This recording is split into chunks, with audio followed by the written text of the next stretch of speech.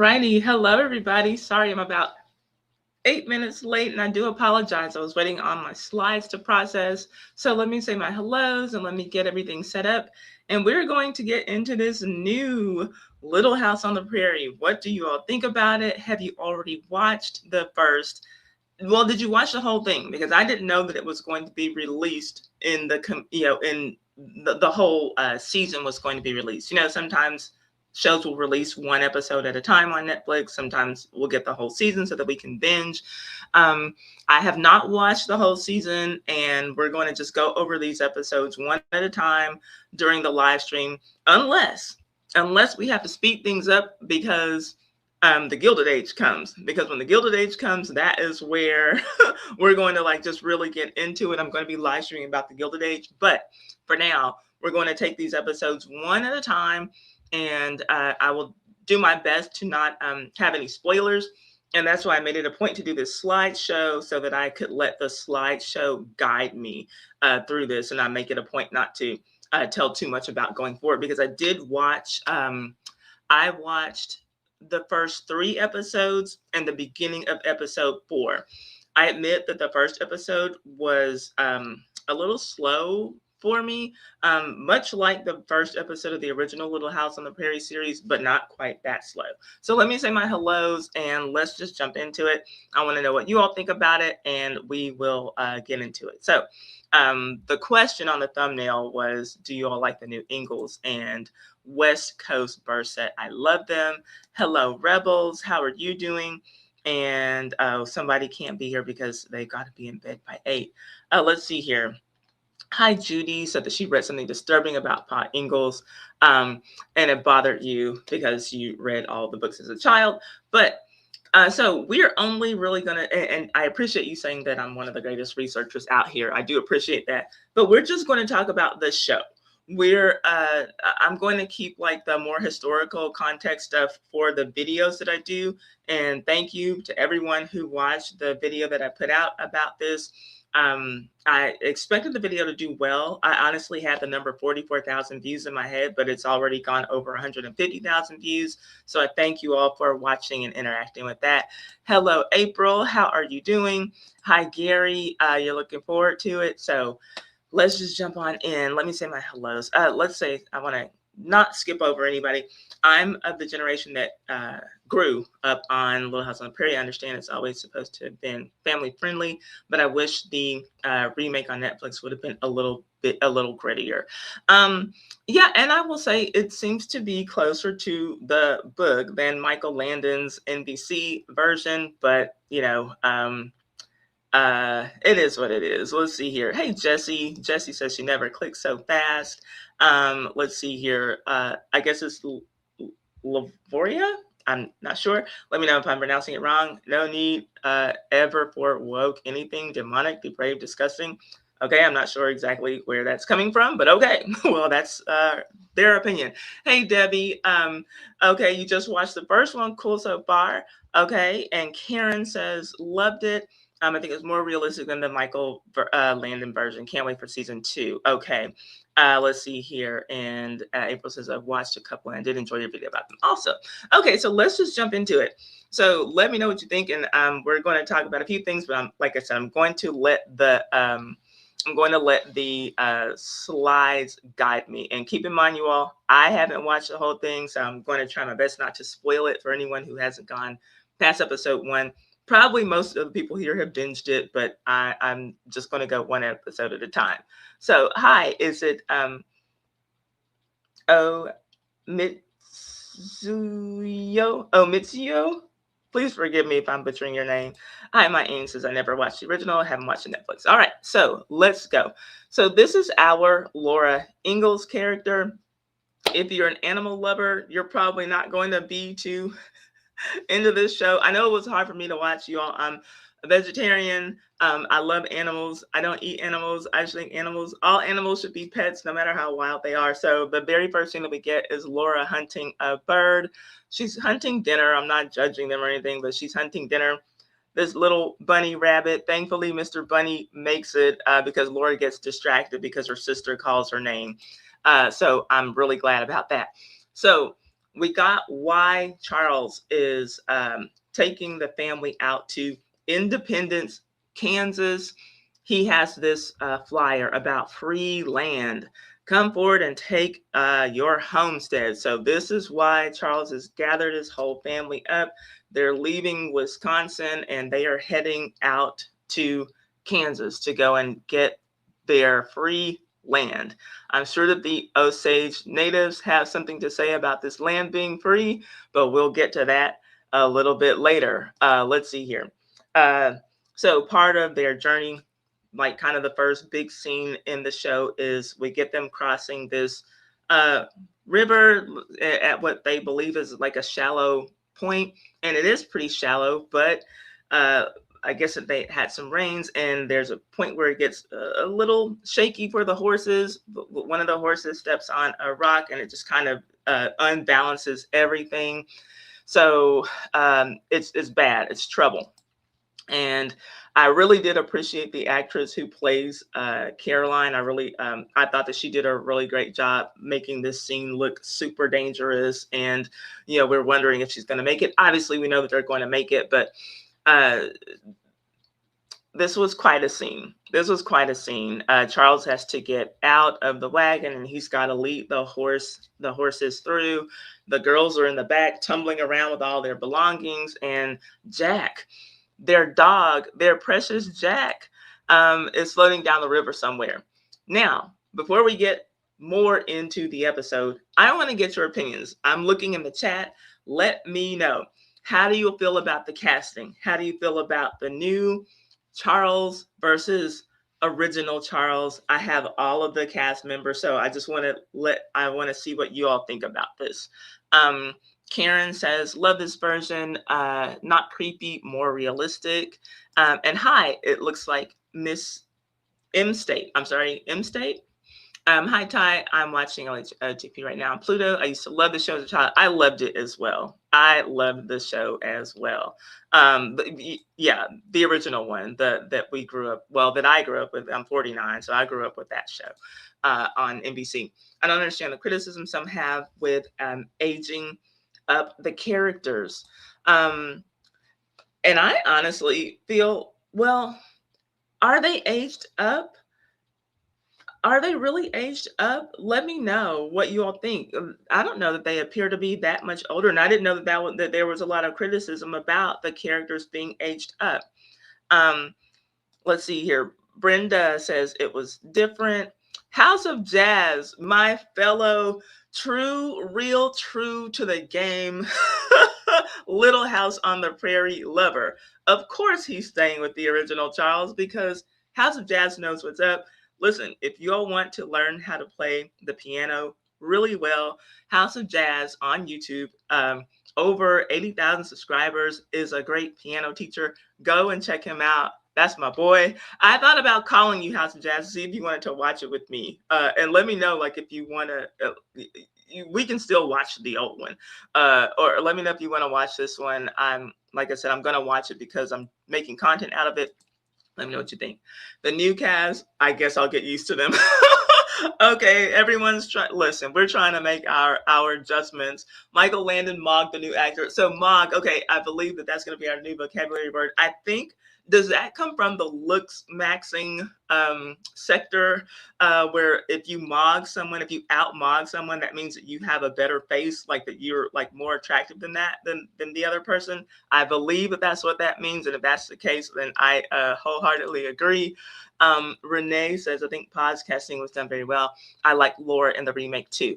I will tell you all, and I'm going to show you, I have the comparison. My favorite cast for this, my favorite character who is cast for this is the, oh gosh, now I can only think of the old actor's real name, Victor French. Mr. Edwards. I think they cast that man perfectly. He appreciates a shout out anytime.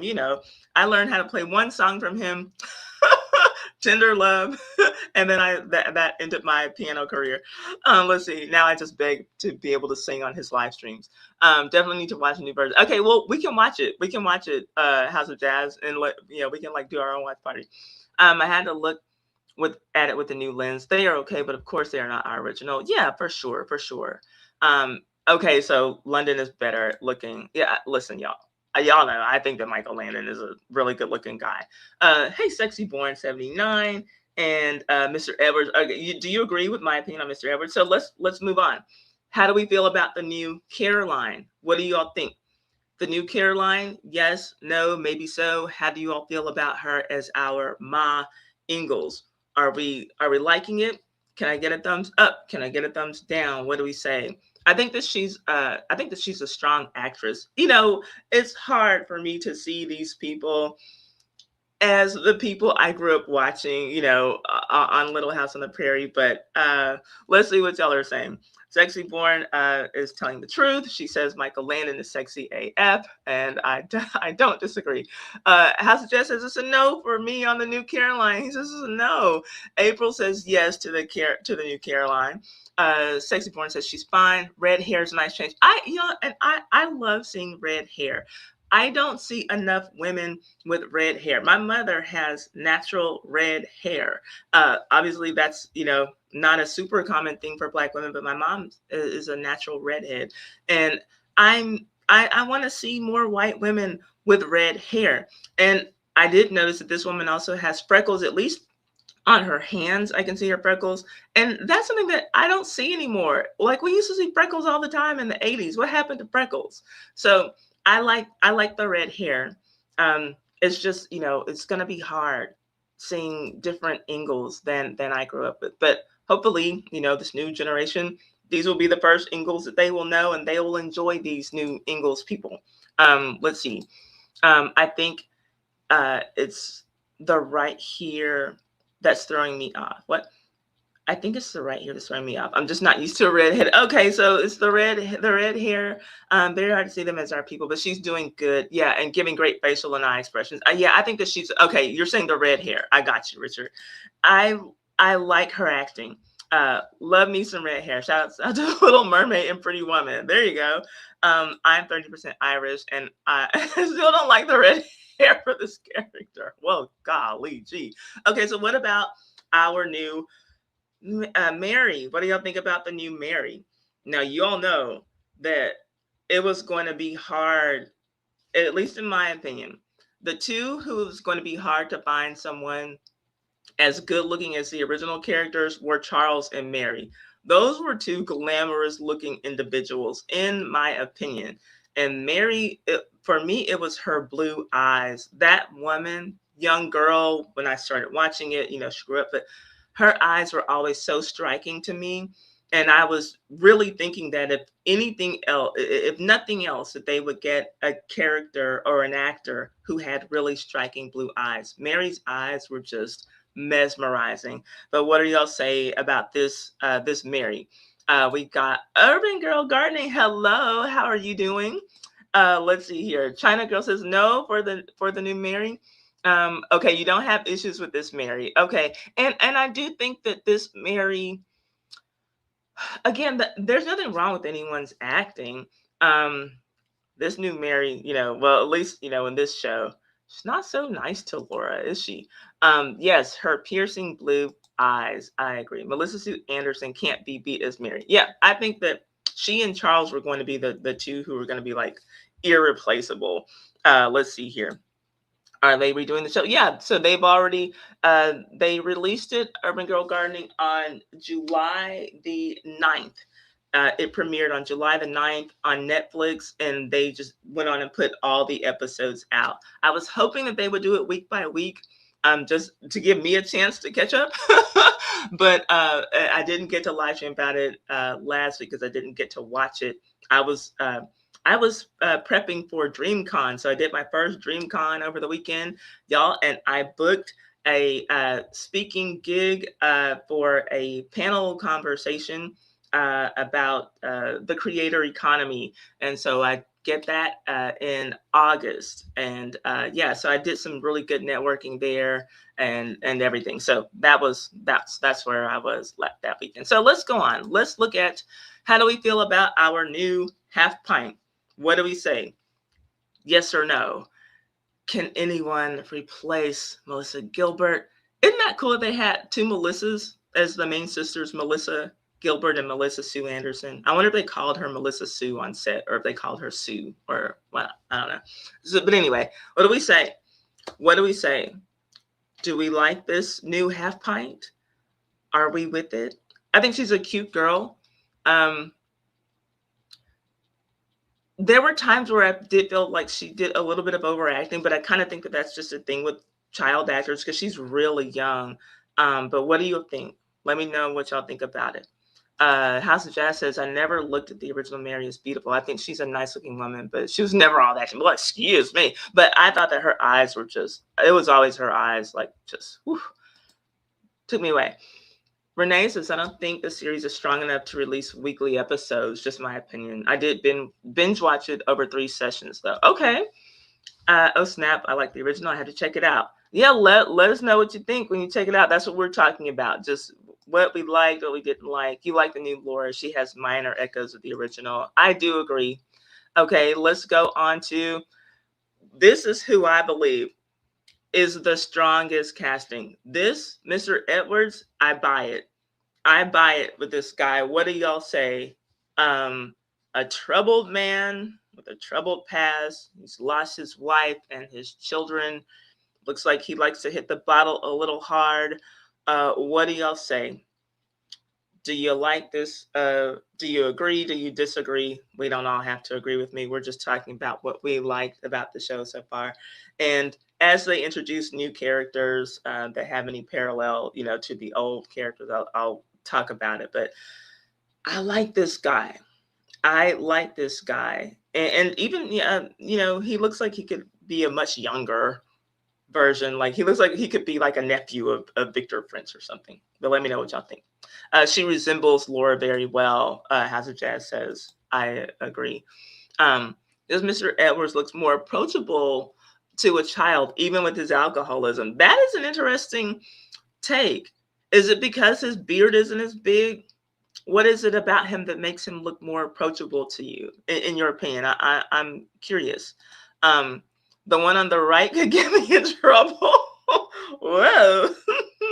Well, not very long ago, the word in trouble, the phrase in trouble meant pregnant. Is that what you mean? But yeah, he's also nice looking. I agree. He is a nice looking man. He's going to get you in trouble. That's naughty girl. But we know that someone did get in trouble, speaking of, in this first episode. But yeah, that's interesting. Oh, and I didn't even realize that in this picture, he's got his little flask. Let's see here. Hey, Mike. I'm not putting that on my, I am not putting that on my screen, but hi, Mike. It's nice to see you. He doesn't have that Mr. Edwards vibe to me. You think is he not rough enough? I wonder. What is it? Let's see. Okay, and what do we think about Jack?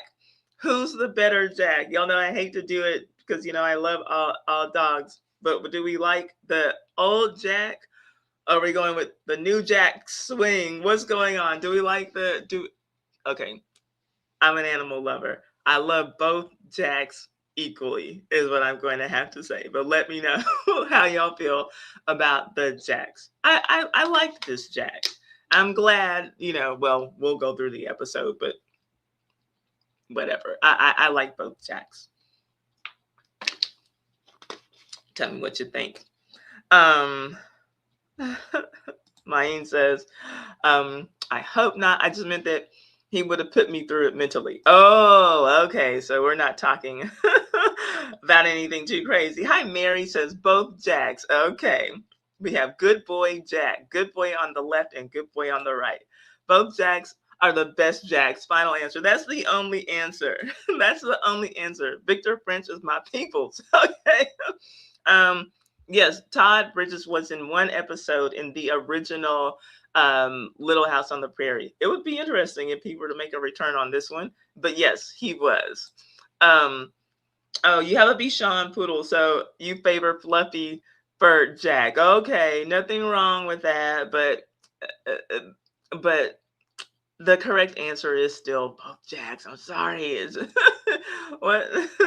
Oh, wait, I missed it. How Justice? No, he's not. Okay, so Pete says that the new Jack is better. Pete likes the new Jack. Saeed, stop it. Saeed says that he's late again. Okay. Nice to see you, Saeed. um, oh, okay, so we don't like the new Jack? That's not Jack. Okay, y'all are not going, y'all are not having it. Why aren't y'all having it? Okay. Oh, thank you, Saeed. Congratulating me on 200,000 subscribers. Thank you, each and every one of you, for helping me to reach 200,000 subscribers. That's huge. I had no idea when I started this channel that it was going to grow to anything. If you've known me from the beginning of this journey, probably most of you do not. I started this channel live streaming, struggle streaming about absolutely nothing, literally nothing, just whatever I saw on Twitter, or if I saw a TV show. Like, this channel had no identity. It was just something that I was doing because I was living in what do you call it? They call it Fort Cavazos now. Killeen, Texas, Harker Heights, Texas.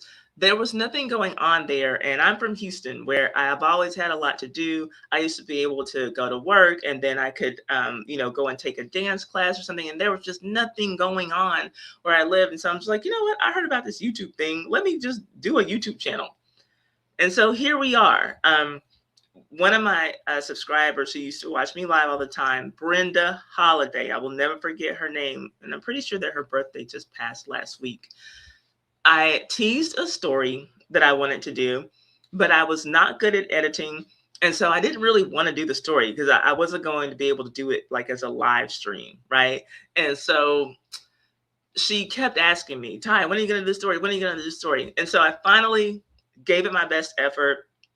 It's the most viewed video on my channel now, but that's not what my channel is about. It's a video about Sam Cooke and Bobby Womack and their drama after Sam Cooke was killed. But that's the only video on my channel that has 1 million views. But that video changed the trajectory of this channel. It gave this channel a direction, because before I was live streaming I was just making videos about whatever, a TV show here, what I saw in the news, what I saw trending. I was doing hair growth content because I make a hair oil that helps people's hair grow. Like, I was doing some of everything.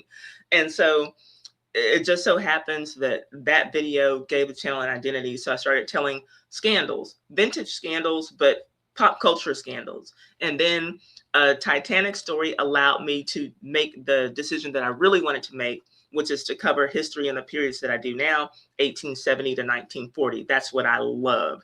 And so thank you for everyone who's been with me through whatever iterations of the channel you have seen. The newest video, I had it in my mind that I made about Little House on the Prairie. I had it in my mind that it would hit 44,000 views. It's over 150,000 views. It's only been out for almost 2 days at this point. It's already gotten us over 3,000 subscribers. So I didn't even get to really celebrate 200,000 before I realized it. I was at 201,000, then 202,000. And so here we are. But thank you all. Thank you all for participating in my channel, for being a part of this growth. Thank you, Saeed, again, for recognizing it. Pete is on Team New Jack, and he said, I will die on this hill. He will die on this hill. Okay. And thank you all. Y'all are congratulating me. I truly, truly appreciate it. No, House of Jazz, he wasn't your dog. He was your dog at a crib. Okay. So for those of you who watch, what is the show called? Big Brother. If you watch Big Brother last season, I think it was last season, I had never watched the show before. House of Jazz is one of his favorite shows. And so I told him, okay, I will watch Big Brother with you. And so we watched Big Brother. And there was a guy on there who was always, shout out to my dogs at the crib, when he would go like in the little confessional thing when it was time for like elimination or whatever. And so that's the thing that I'm always going to associate with House of Jazz. Ty in H-Town, baby. Yes, I'm born in Houston. I am born in Houston. I live about 30 miles outside of Houston now. I am a Rockets fan, 100% through and through. I am a Rockets fan. I like pretty much all of my Texas teams. So I love all the Texas basketball teams. I'm a Mavericks fan. I am a Rockets fan. I am a San Antonio Spurs fan. When it comes to NFL, I was reared as a Cowboys fan. I can't be converted to a Houston NFL fan. And part of that has to do with a very deep, dark story between myself and Earl Campbell. I'll have to share that another time, but he's my arch nemesis. And then football went away in Houston for years, and then when it came back, I just simply don't like the name the Texans. I feel like your sports team name should be something that everyone can't be. I was like, the Houston Texans. I'm a Houston Texan. Like, just because I was born here, like, that's not aspirational. Like, a cowboy, a Steeler, a raven. Everyone can't be a lion. Everyone can't be those things. Anyway, a Houston Texan, what is that? And so anyway, there's more to that story. But yeah, that's that. Okay, so you just have to get used to.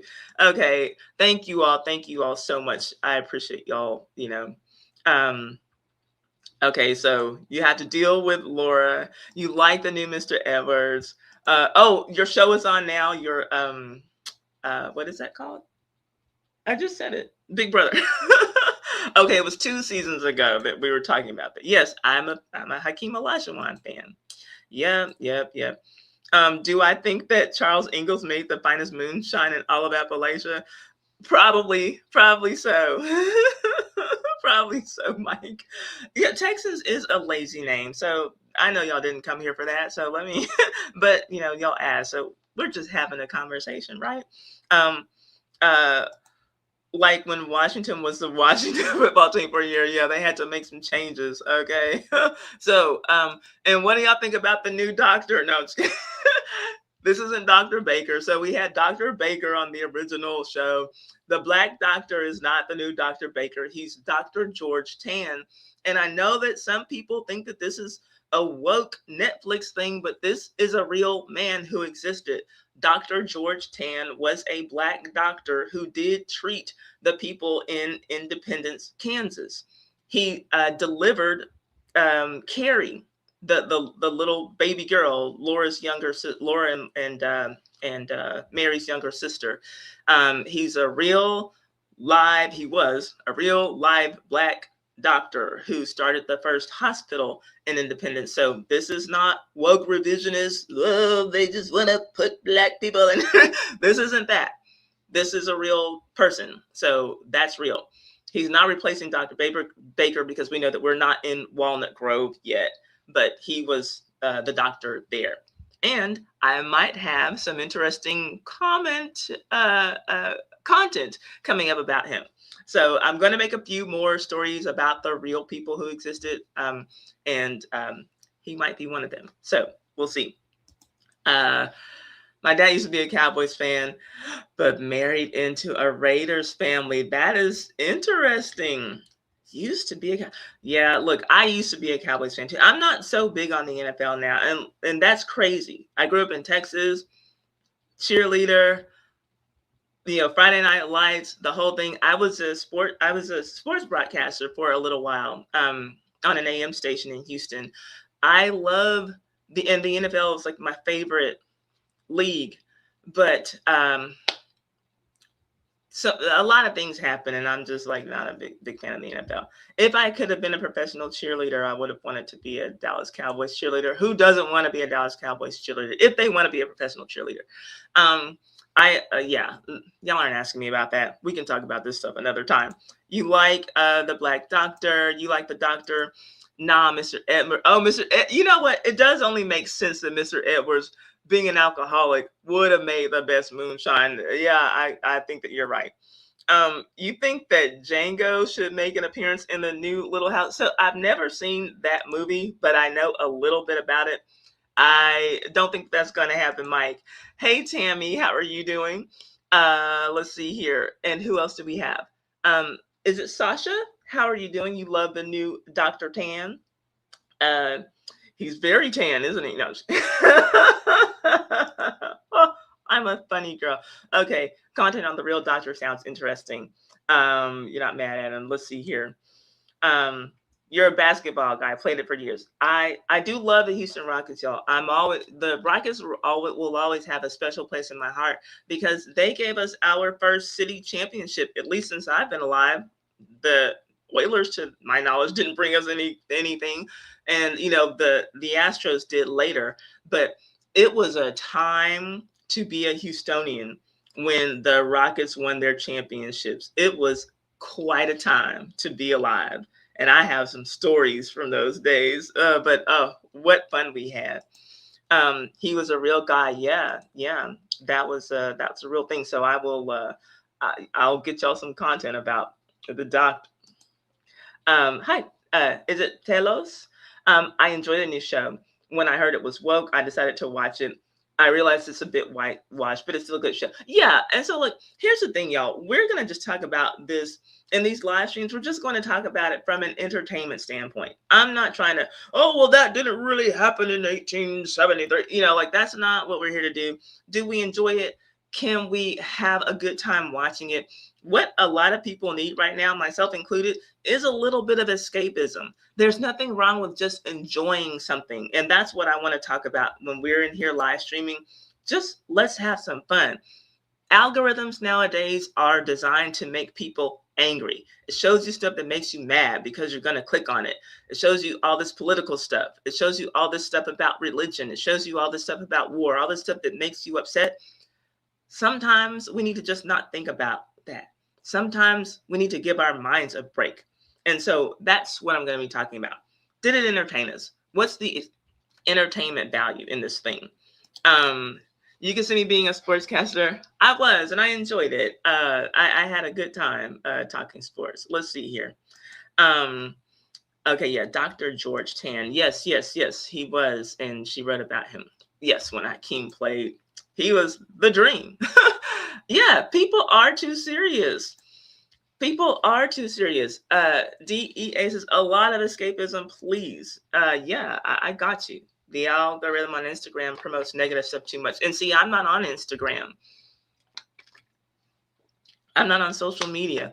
And people will say that YouTube is social media, and I guess it's kind of like a gray area. Is it really social media? If you consider YouTube social media, then I'm on social media, but I'm not on places where, I'm just going to be looking, clicking, seeing pictures, getting mad, getting jealous, and all this stuff. I just don't do it. If something, does not suit you and makes you feel bad, you have the opportunity, you have the option to put it down, turn away, turn it off, block, whatever you got to do to keep your mental health healthy, good, to keep you happy, to keep you feeling good, that's what you need to do. Ties, peace of mind, vacation live. Yes, that's what this is. My peace of mind vacation live. Dr. Baker and Dr. Tann would approve. Okay, so we get across the river. Now we're back on the show. And then, the first person they see is a black man. No, just kidding. So it's Dr. Tann. It's Dr. Tann. He's the first one who rolls up. How wonderful. They just had this traumatic experience, and the first guy that they see is the doctor of the town. And he, takes a look at them and, talks to them. The family's okay. What is he asking here? Oh, Charles, though, we saw the flyer. We know why Charles is coming into town. He's asking about the land office. Is the land office open yet? And no, there's not a land office yet. So it sounds like maybe there's something fishy going on here with the land. Is this land really free? Is this land up for grabs? Like I said, I think that the people of the Osage Nation are going to have something to say about that.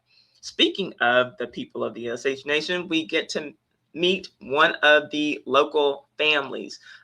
Laura, she goes kind of off on her own. She's always like, down by the creek, but she's also looking for Jack.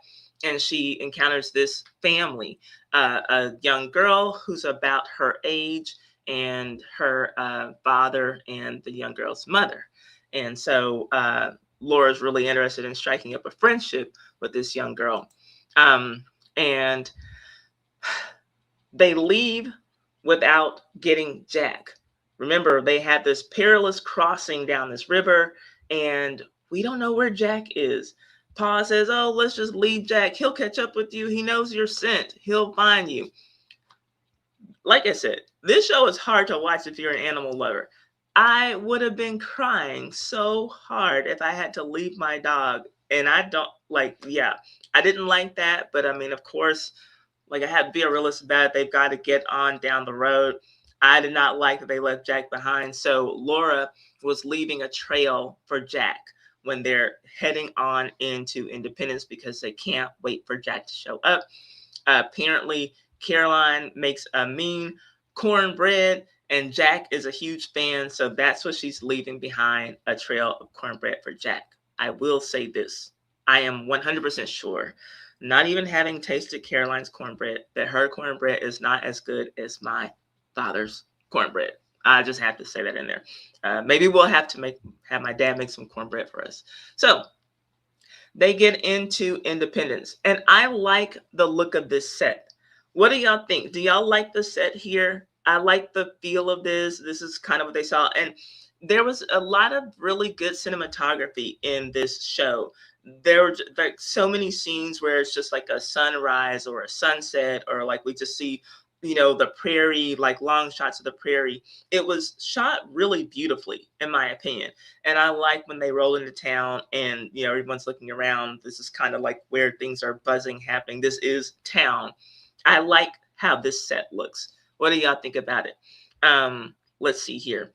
Saeed says YouTube is the source of information regarding anything. It doesn't count to me as social media. That's kind of how I feel. Tammy wants the horses. Yeah, poor animals. This was hard, because like people are, just trying to make it. It's not like they don't have supermarkets where the food is all packaged up. It's people walking around with stuff that they just shot and, just dragging it along and, going home so they can eat their food. Same here. Can't stand the movies or games when animals die. Yeah, I hate that. Mike says you have, okay, so y'all, Mike is our resident clown. Y'all, he's always got paranormal messages for me, especially when I make content about some of my Black history content. He always has paranormal messages from Martin Luther King and from Marcus Garvey for me, and now he's getting a paranormal message from an Apache Indian saying "Paleface, go home." Mike, calm yourself down. Let's see here. Tellis says, I like it. It looks unfinished. We're getting the feeling of the town still being built and developed. Yeah, and that I think that's exactly the feeling that we were supposed to be getting, because we heard Charles say to Caroline that he wants to that they wanted to get in on the beginning of something, and that's what it looks like. I like that it's incomplete. Saeed, don't encourage him. Let's see. Mary says, I like the set, but I think they could have painted some of it. It looks a little plain. And now I remember like the hotel was painted, and that's the only building that I remember being painted. But I kind of like that. I wonder if that's how stores were back then. I haven't seen tons of pictures, but yeah, like we each have our opinions about it. Mary says she would have liked to have seen a little more paint on the set. Spruce this place up, you guys. Let's see here. So what do we have? So now they're in the town. Laura's looking around, and look, she sees the little Native American girl again. She sees the Osage girl, and they pass each other by. You see that they're about the same height. I think that Laura is really interested in making friends with this girl, because Mary, what do y'all think about Mary so far? She's being a little not nice to Laura. She's being a little bitchy towards her, like, I'm annoyed with my younger sister. Why don't you go away? But so, of course, like if I were in Laura's position, being the youngest of three sisters, I would be looking to make a friend my own age as well. So then we get, here comes the wokey woke stuff. There's a Black woman running the general store. So her name is Emily Henderson.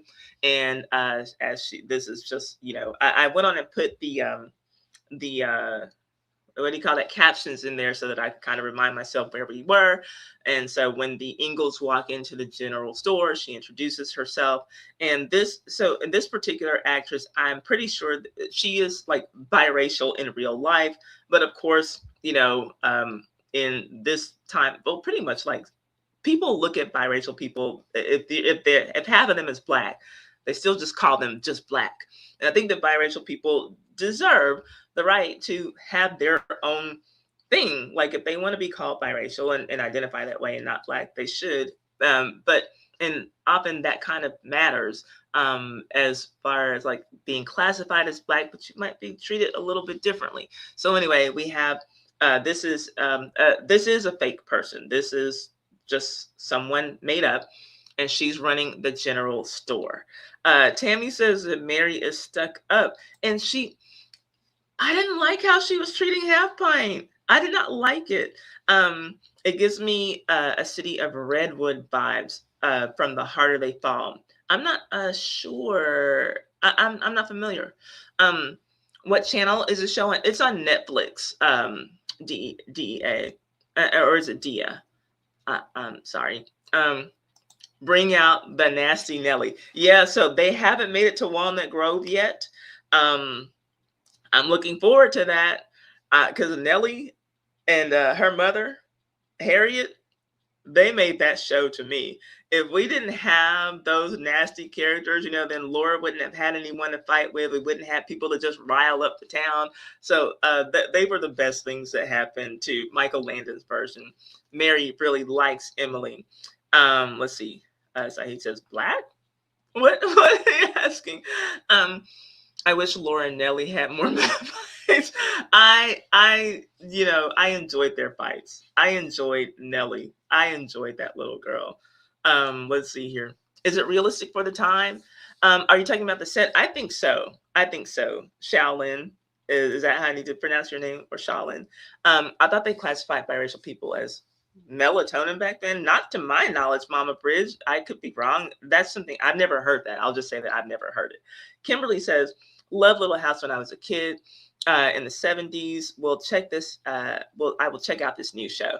Yeah, let me know what you think about it. We're just talking about, what we think. The Harder They Fall is a movie, Jonathan Majors and Regina King. Oh, I am not a Jonathan Majors fan. I'm not watching anything with him. I didn't know though. Yes, Nellie is the girl with the blonde, the blonde girl with the pigtails. Yes, that is her. That's her. What about the black owner? I think you're looking for the word mulatto. That's what they would have called a mixed race person. Lost in Netflix in the divorce. Okay, it's Dia. Thank you for asking. You lost your Netflix account in your divorce? Definitely going to watch the first episode tonight. Okay, cool. Let me know if you want to watch it together, Richard, because after I live stream, I'm just gonna feed my dogs and I'm gonna chill, because I've got, okay, pronounced D. Thank you. Okay, I will remember that. Okay, because I'm saying Dia. Thanks. Thank you. Is it realistic to have a black owner of a general store back then, or am I missing the whole timeline? So that's something that it's a fair question.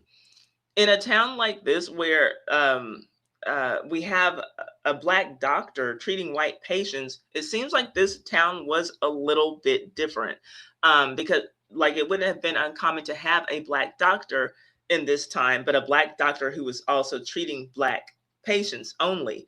But since we have a black doctor who's treating everyone, maybe it's, we could stretch the imagination and say that, the general store owner could be a black woman, right? But again, we're kind of more so getting into this show on the live stream just for the entertainment value. We're going to let our minds go a little bit on some of this, but it's still fair to ask the questions. I'm sorry, I don't look at half black folks as black, because if they are black, what am I? I think that's fair. I think that's fair. I don't really disagree.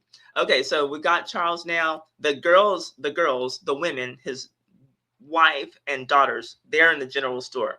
He's looking around the town and he's comparing, his flyer to all of those flyers that are up there that are like on the general posting board. Everyone is talking about free land, free land, free land. I wonder what the Osage think about all this free land. What do you mean free? So Charles is told to go into the hotel. to ask for the man who he's, looking to see, well, how do I, sign up for my land? Where do I, where's the land office, right? And so let me guess, you're here to claim some of your promised land. That's what one of the guys at the table there is saying. And Charles needs to speak to that man on the left who's bending over.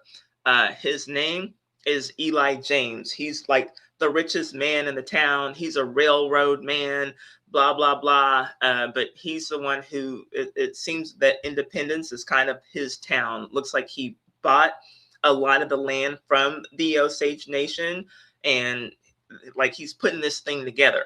But the government still hasn't like said that people can come and settle here. But so Charles is getting some information. I don't know if it's the right information. So now the girls are still in the general store.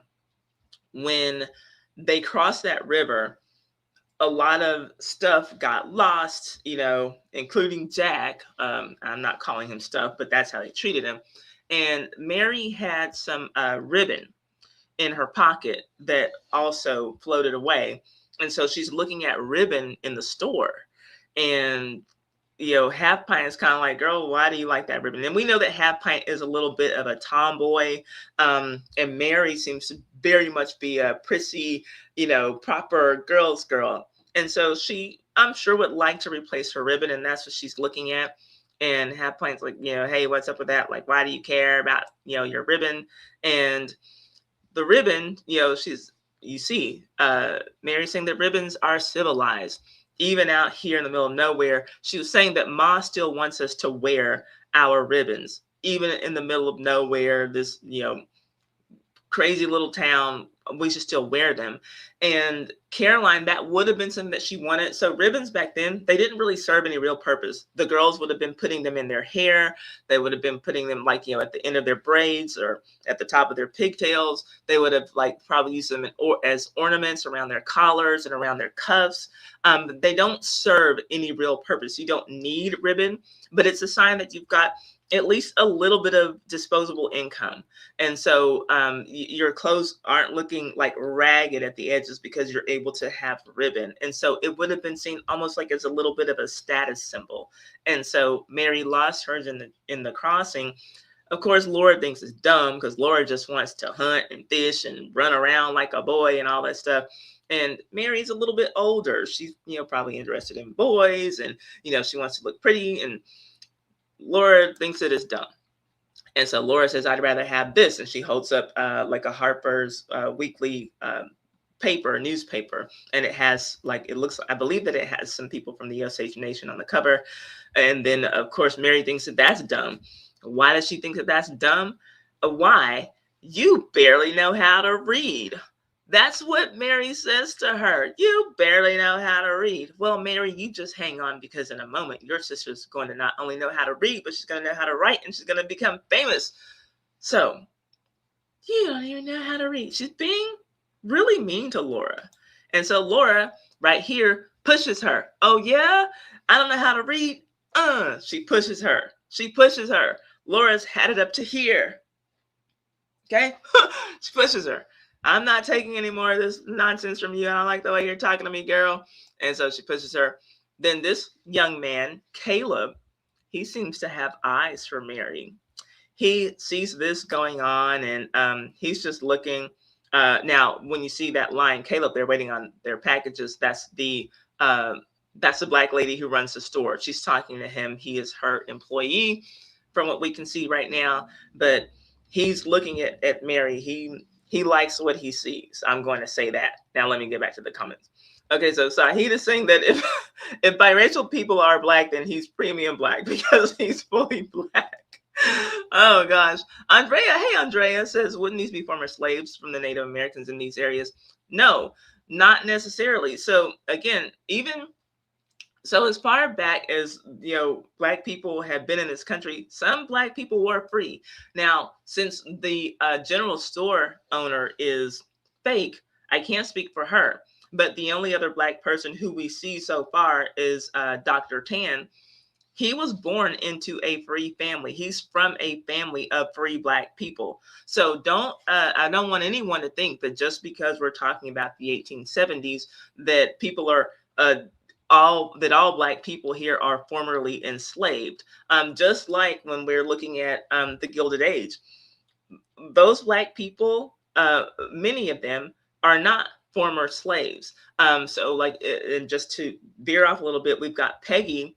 Her father was had been enslaved, but not her mother.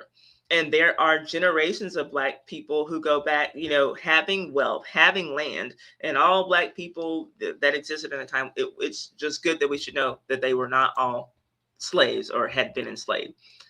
Poor Jack had to run after the wagon too. I was thinking about that too. His legs are so tiny compared to horses. Why couldn't they just like make a little compartment for him to sit in and let him ride? I don't know. Is it realistic? I've been thinking about that one today. One thing I think about is the time period. It's 1872, still known as Reconstruction. This was an era of Black senators, etc. I was Laura as a kid, climbing trees and fishing.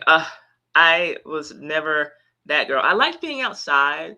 I wasn't too girly. Like my parents would buy me dolls. I was never interested in dolls. I always wanted stuffed animals and my toy trucks. And I had Tonka trucks. And it's funny because I did go into construction project management, for 22 years before I became a full-time content creator and full-time, content service person. But yeah, that's a thing. So let's see here. The guys who wanted Mary were dweebs, except Adam. Oh, you mean on the I said the real show? That's me showing my age. On the first show, they also mentioned Nicodemus, Kansas, which is a town given to Black people. Hi, Sarah. Let's see here. Hey, Prime and Carter, how are you doing? It is nice to see you. Let's see here. It was very common back then, contrary to popular beliefs, there were a good amount of free Blacks during the era of slavery. Yeah, that's true. Hi, Empress. So Sioux tribes were here in that area, logistically speaking, copper-colored Indigenous Americans. Thank you for that correction. Our grandmothers were the Indian. Our grandmothers were Indian. So yeah, my grandmother, and I'm from Texas, and my grandmother is as well. And so there's a plantation and a reservation that my mother's family comes from. That's not very far from where I am now. So yeah, really interesting stuff. The way that we all came to be, and that we all got here. Hi, Amber says, hi, I'm so glad you're covering this. I'm so glad that you're glad. So let me get back to it. And nothing wrong with going off on tangents. I'm enjoying the conversation. Oh, then we get this woman. This woman, Miss James. What's her name? Gemma James? I forgot her first name. So while Ma Ingalls, Caroline, is at the counter with the lady who runs the store, this woman comes in and she's telling her, because the woman at the store was suggesting that Caroline gets a hotel for her family for the night. And she says, we like to camp out. I think that she just doesn't want to say that we don't have the money for a hotel room. And so she's being told, okay, well, just be careful, keep an eye out and, you'll be fine. And then here comes this woman with all the fear mongering. Oh, yeah, you better be careful. Keep an eye out for your girls because there's men out there and there's wolves out there. Anybody can come and take your girls away. So then the woman at the store, Emily, she's just like, hey, if you just, cover everything up, put your food away, the wolves won't bother you, you'll be fine. So yeah, this woman. Even though we're not in Walnut Grove, I think that this is the show trying to give us fans, us original fans, a little bit of something like a Harriet Olsen. We need, that kind of tension. So I think that that's what this woman is going to provide us with. She comes across as not very likable. Hi, Cousin Tooth Singing Extravaganza says, my Little House commentary is great. I appreciate you. Thank you for hanging out with us. That's quite a name. Let's see here. Hold on. Saeed says, how far back can you trace your roots, Ty? Pretty far. Maybe I'll make content about it because I'm doing some things for our family reunion this year at my mother's request. I'm pretty sure. So, but pretty darn far. At least farther on my mother's side than my father's. That is for sure. Let's see um, what are we saying? Charles Ingalls said we needed the black general store. The mob can't burn down the white one. What are you talking about? There's one general store. there's not a black general store and a white general store. Yeah, Mrs. Gossip. Mary, that's right. Yeah, that's how I take it as Harriet 2.0. But I'm glad, right? We needed something while we're in independence. We need some tension. I think most were cast well, but I'm having issues with liking the woman playing Caroline. Oh, okay. So Amber, yeah, I just went down the whole, all of the cast members that we could compare to the original cast, and some people just didn't like her red hair. I like her red hair. I think that she's a strong actress, but yeah, we went over who we liked and who we didn't like is the new characters. So thank you for your input, though. Oh, let's see here. Um, what are we saying? Was it worthy of the OG? This show, you're saying, or the show in general? Um, I'll answer that after I watch a few more episodes, and I'm going to try to not get ahead of myself because, like I said, I've already watched the first three. I started watching the fourth one, but I'm not going to. I'm going to just watch them 1 week at a time so that I can make sure I don't do any spoilers and that I don't get ahead of myself. Like I said, unless we get an announcement for the Gilded Age, and if the Gilded Age comes before 7 more weeks, I'm going to speed this right up. I'm going to speed this right up. China Girl says, why am I getting a color purple flashback from this pic? I cannot say because that is something that I watched only one time and I did not like it. It gave me a bad feeling. Yeah, I hate the color purple. I hate it.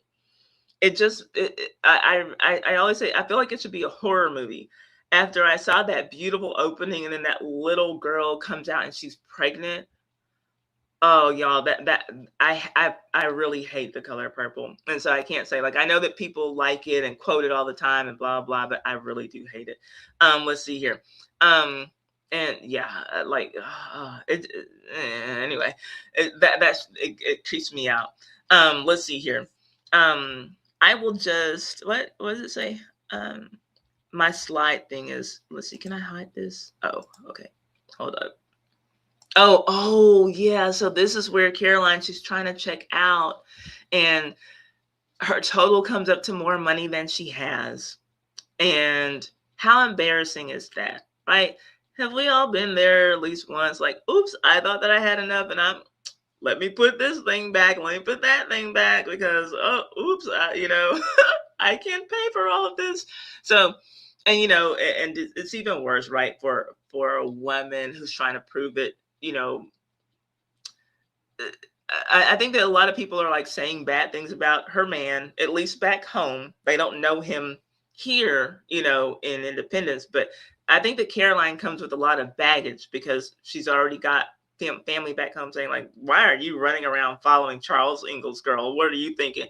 And so she wants to look a certain way. And then we already know the thing about the ribbons. If it's important for her daughters to wear ribbons, she wants to come across looking a certain way. So it's got to be a little embarrassing that she gets into town and she gets all these supplies that she needs so she can go and I guess like make camp tonight, and she can't afford everything. And so she's like, oh, okay, I'll just leave off the coffee and the bacon. And but Emily offered to open her line of credit, and Caroline doesn't want to do that. Probably she and Charles made a deal that they wouldn't do that or whatever.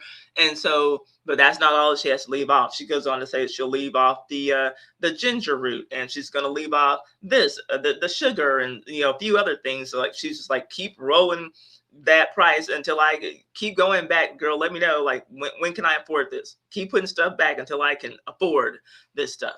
And so that's something that Caroline has to deal with while she's in the store. Kind of embarrassing, right? So let's see what else. It's a more serious show. I watched the 8 episodes. Oh, okay, y'all talking about this one. So I didn't. Okay, I binged it immediately, and now I'm sad. But I was really getting into it. Okay, hey, TBE Trucking is here. How are you doing? It is good to see you. It's so I got Prime and Carter here. I used to see them in my struggle stream days and TBE Trucking. So it's a little bit of a reunion. Hello, and Tammy's always been here. So let's see. Never watched it too, and never. I think you're talking about The Color Purple. I agree. One of the saddest movies ever. Yeah, it's too sad to me. I just can't. I can't. Binged it. Darker than the OG, but more closely aligns with books and Pioneer Girl. Yes, Sarah, this one does. I agree. Not and I'm not even saying that like it's a bad thing that Michael Landon's version didn't follow the books more closely, because as a little girl I was entertained and I liked the stories that were on the screen. I liked the lessons that it taught families. It was just good family TV. It didn't have a whole heck of a lot to do with the books, but I appreciated it still. A lot of it, oh, not a lot, but enough of it was just remakes of Bonanza. So if you enjoyed Bonanza, you probably like Little House on the Prairie too, because Michael Landon is like, look, I still have my intellectual property, and some of those episodes that we use on Bonanza, we're just going to use them here. You know, we're running out of material, so we're just going to use those episodes here. Nothing wrong with him being resourceful. Oh, Tann, The Color Purple was one of my favorite movies, and the book to read. I found the women so strong to make it through the crap they went through. Yeah, I hated it. I hated it. I hated everything about it. And I know that people love it. I'm just not one of those people. I can live with Laura not being a redhead. That seemed to fit with the actual person, but no Harriet Olsen. Damn. So I guess eventually this show is going to get to Walnut Grove. So right now they're in Independence, Kansas, and so Harriet just wouldn't be there. So if and when the show gets to Walnut Grove, I have a feeling that we'll see a Harriet, if not the Harriet Olsen, a character like hers. And so the Olsens were fashioned after a family called the Owens. Will the Owens be there running the general store? And will this new show treat Harriet Olsen like Michael Landon treated her? I guess that's to be seen, because I don't know how far this thing goes.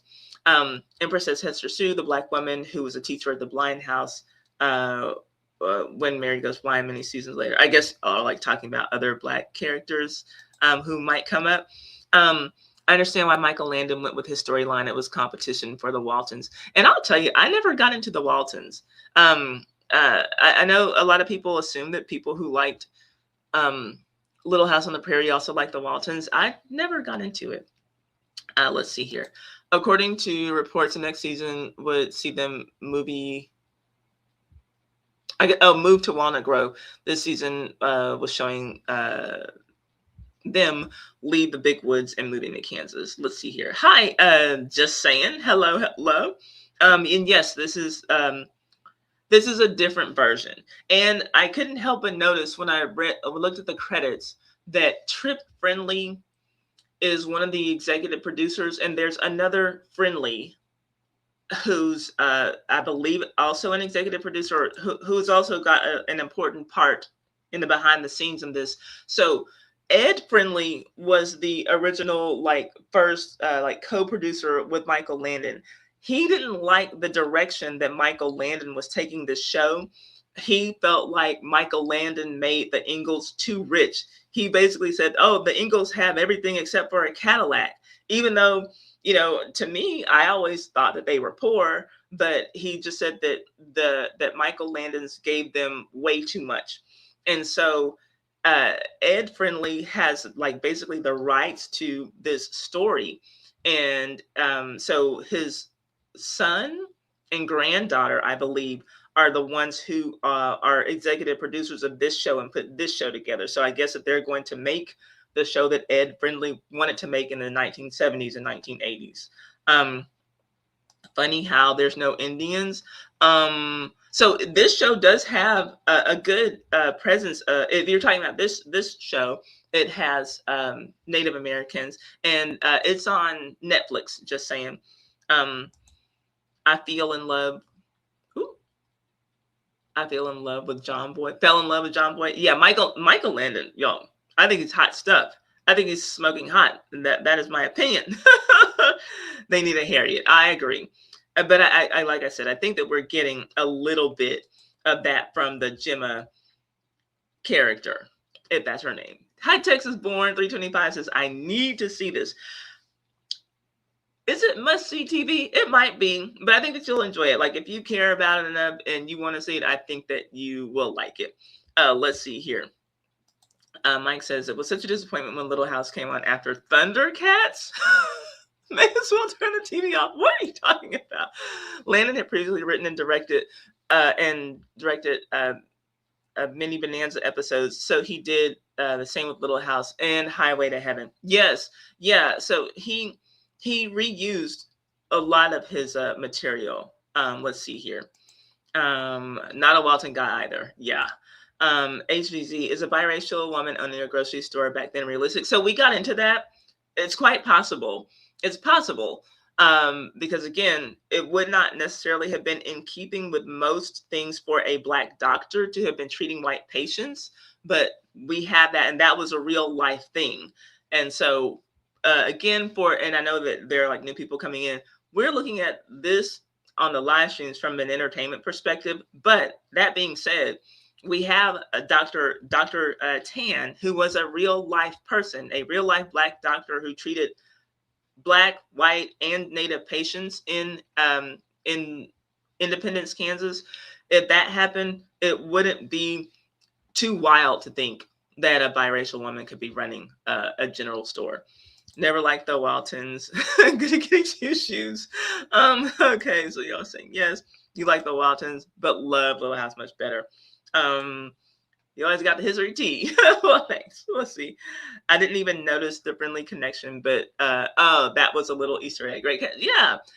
I was looking out for that. Actually, I like to read the credits because there's always something there, that we should know. You liked Happy Days? I liked Happy Days. Happy Days is your number one. Let's see. Did I just hear Caroline tell Charles to make his own breakfast? Oh, you're watching it? You're already... Hey, you hush. We haven't gotten there yet. I wonder will they cast Willie, Nelly's brother. He was trouble, but I liked him too. I'm going to talk about him in the next video. You're a Little House nerd. I love Little House, Texas Born. I love Little House. I'm getting into this one, but we'll see. Oh, God. Can we talk about the singing, y'all? Listen. There was so much singing in this first episode. How did y'all feel about it? Because it drove me nuts. So, like, they were singing all the time, like while they're on the trail, just riding in their little wagon. La, la, la, la, la. We're going to Independence, Kansas. We're so happy. Yeah, yeah, yeah. And then, then they're singing when they're, when it's time to go to bed and they're, bathing in the creek. La, la, we're singing and it's time to go to bed.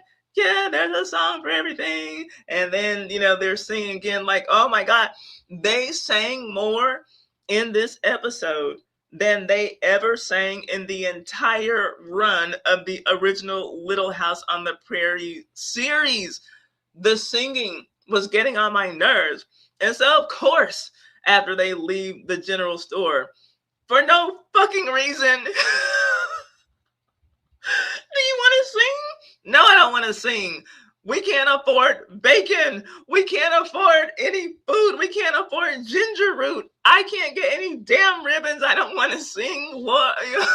So this was the one time that I was okay with Mary being a little bit of a bitch. And you see her face there. She's like, does it look like I want to sing? Seriously. No, I don't want to sing. I want you to shut the hell up. Like, yeah, the singing, y'all. It was so awful. It was so freaking terrible. And it never stopped. Like, please, for the love of God, stop singing. And Pa, he's always breaking out his fiddle. Like, if you would do a little less fiddling, and go in and search for Jack, I would be really happy, Like, oh gosh, it was so bad. Put that fiddle down and go get a job. Your family can't afford food, Charles Ingalls. That's why nobody wanted Caroline to go out there. Let's see here. drove you nuts too. Yeah, Mary, that singing. And it was bad. Like it sounded awful as well. But oh gosh. Oh gosh. Oh no. Tello says, okay, don't mean to be a spoiler, but there's a lot more singing coming up in later episodes. No, no, for the love of God. Like, yeah, I was rolling my eyes, y'all. I think that my eyeballs rolled in the back of my head, like by the third song. I'm like, what's going on here? Naughty Willie was a cute instigator, like Mike in these lives. Yeah, Mike is a mess. What the hell is it a musical? And it's not supposed to be, not that I know of, but they're just always let's sing a good old song, and Pa's just going along with his fiddle. I think we might have seen them sing 3 times in the whole 9 seasons of Little House. My gosh. I live in Wisconsin and have gone to many Ingalls sites. How cool. Yeah, Richard, you be quiet. Ruining my live stream. He's just a hater, y'all. He doesn't want me to he doesn't want me to succeed on this platform. No, just kidding. I have autobiographies from the show's actors on Audible. Cool. Okay, cool stories from behind the scenes. That's cool. And I have Alison Arngram's book. I shared a little bit from the 2 Little House videos that I did. That damn singing. What? Little House was good when Laura was beating up a kid, like like the daughter of the story. Yeah, she was always getting into it with Nellie. Those were the episodes that I liked. Yes, go rescue Jack and stop singing. Put that damn fiddle down and go rescue Jack. Well, it's not like they had a radio station, a radio to listen to music. If Charles wasn't playing his fiddle, if they had to sing the music themselves. Listen, I don't know what they were singing about, like, especially like in the episodes that I saw. Like, they could have used that energy for something else. Like, why are y'all so damn happy? What are y'all singing about? Just wait for future episodes when a certain close family friend comes in singing goes off constantly. No, more than what we already had in this episode. That's crazy. Looks like I'm not watching the new LHB if there's a bunch of singing. It's a lot. And it's all bad. Hey, True Crazy Lions. It's just noticed that you're live. Great to see this. Hope you're well. Loving that you're doing a Little House theme live too. Yeah, look, we got 7 more coming up. Unless the Gilded Age comes on before these 7 weeks are up. Singing through the pain. I don't know what they could have been like. There was nothing joyous going on. Hey, Frilly Feminist says, OMG, I've never caught Ty live before. Yay, well, welcome, and I hope that you enjoy the live stream. And I love your cute little dog. We've been talking about dogs for this live stream, and my aunt saying hi to Lion. We've been hanging out for a few weeks now in these lives, so we have a little live community here. So anyway, you see, doesn't look like Mary wants to sing. She's like, girl, I want my ribbon and I want to eat bacon. I can't sing. So, oh man. So they're getting ready for bed that night. And, Laura's trying to be optimistic about what they've got going on and where they are now. And, Mary's missing home a little bit. But look at what she tells Laura. You don't care that we left because you didn't have any friends. She was like, you didn't have any friends. I did. So, of course, you didn't care if we left. I'm telling y'all, Mary deserved that push that Laura gave her in the general store because she just didn't let up on her. Like, give your little sister a break, She's just glad that you're here. But, like, you didn't have any friends. Yeah, not very nice. Not very nice. No food, must sing, I guess. Yeah, like I guess. Did they sing some hymns? It seems like, were they singing any hymns in this first episode? Maybe they did. I don't know, but it seemed like they were singing like folk songs, like just some stuff to get you up and going. I don't know. They might have sang some hymns. Oh, that's your Periwinkle. Hi, Periwinkle. What a cutie. What a cute little face. Let's see here. Okay, y'all talking to each other. Mary went for the throat, and she did. Like, why did she have to say that? Why did she have to say that? Like, you didn't have any friends. Mary and Laura really didn't like each other. It's weird after the original show. Yeah, yeah, it is. It is. Because they, yeah, Michael Landon made them get along. Let's see here.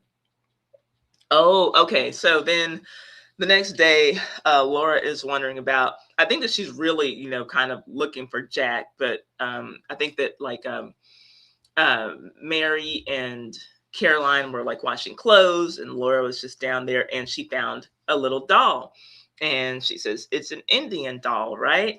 So we are gonna find out whose doll that is in a little bit.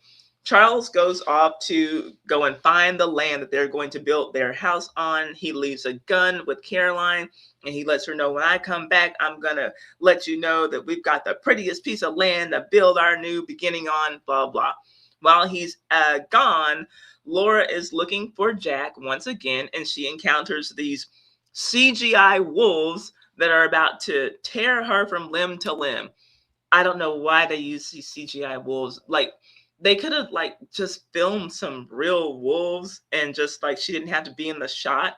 But we get these CGI wolves, and Laura's scared. Her mom shoots a gun in the air and tells the wolves to get away, and thankfully they did. When Charles gets back, the spoiler that Richard just gave us, he asks her, should we have breakfast and then be on our way? She says to him, make your own damn breakfast. He doesn't know why. He's like thinking, oh man, bitches be tripping. What's wrong with her, right? He doesn't realize that she had to stay up all night because their daughter was almost eaten by CGI wolves. So she's up. She's like falling asleep with the gun propped up. She's just kind of like resting like this on the gun.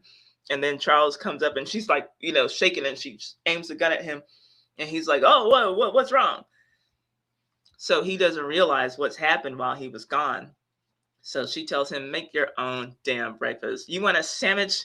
Get your own damn sandwich. And she walks off, and he's just like, he doesn't get it. He's like, I just told her that we got this great piece of land. Why is she angry? And then Mary wakes up and tells him, Laura almost got eaten by wolves last night. He's like, oh, okay. That explains it. Crazy women. I thought she was PMSing. That's probably what he thought. So anyway, he takes them to this new land, and there's his blueprint for the house. Here, girls, let me show you the plan. So we're going to have a window and a door and another window, and we're going to have logs. And okay, that's my construction project management background coming in handy there. Okay, so let me see what y'all are saying before I move on. Let's see.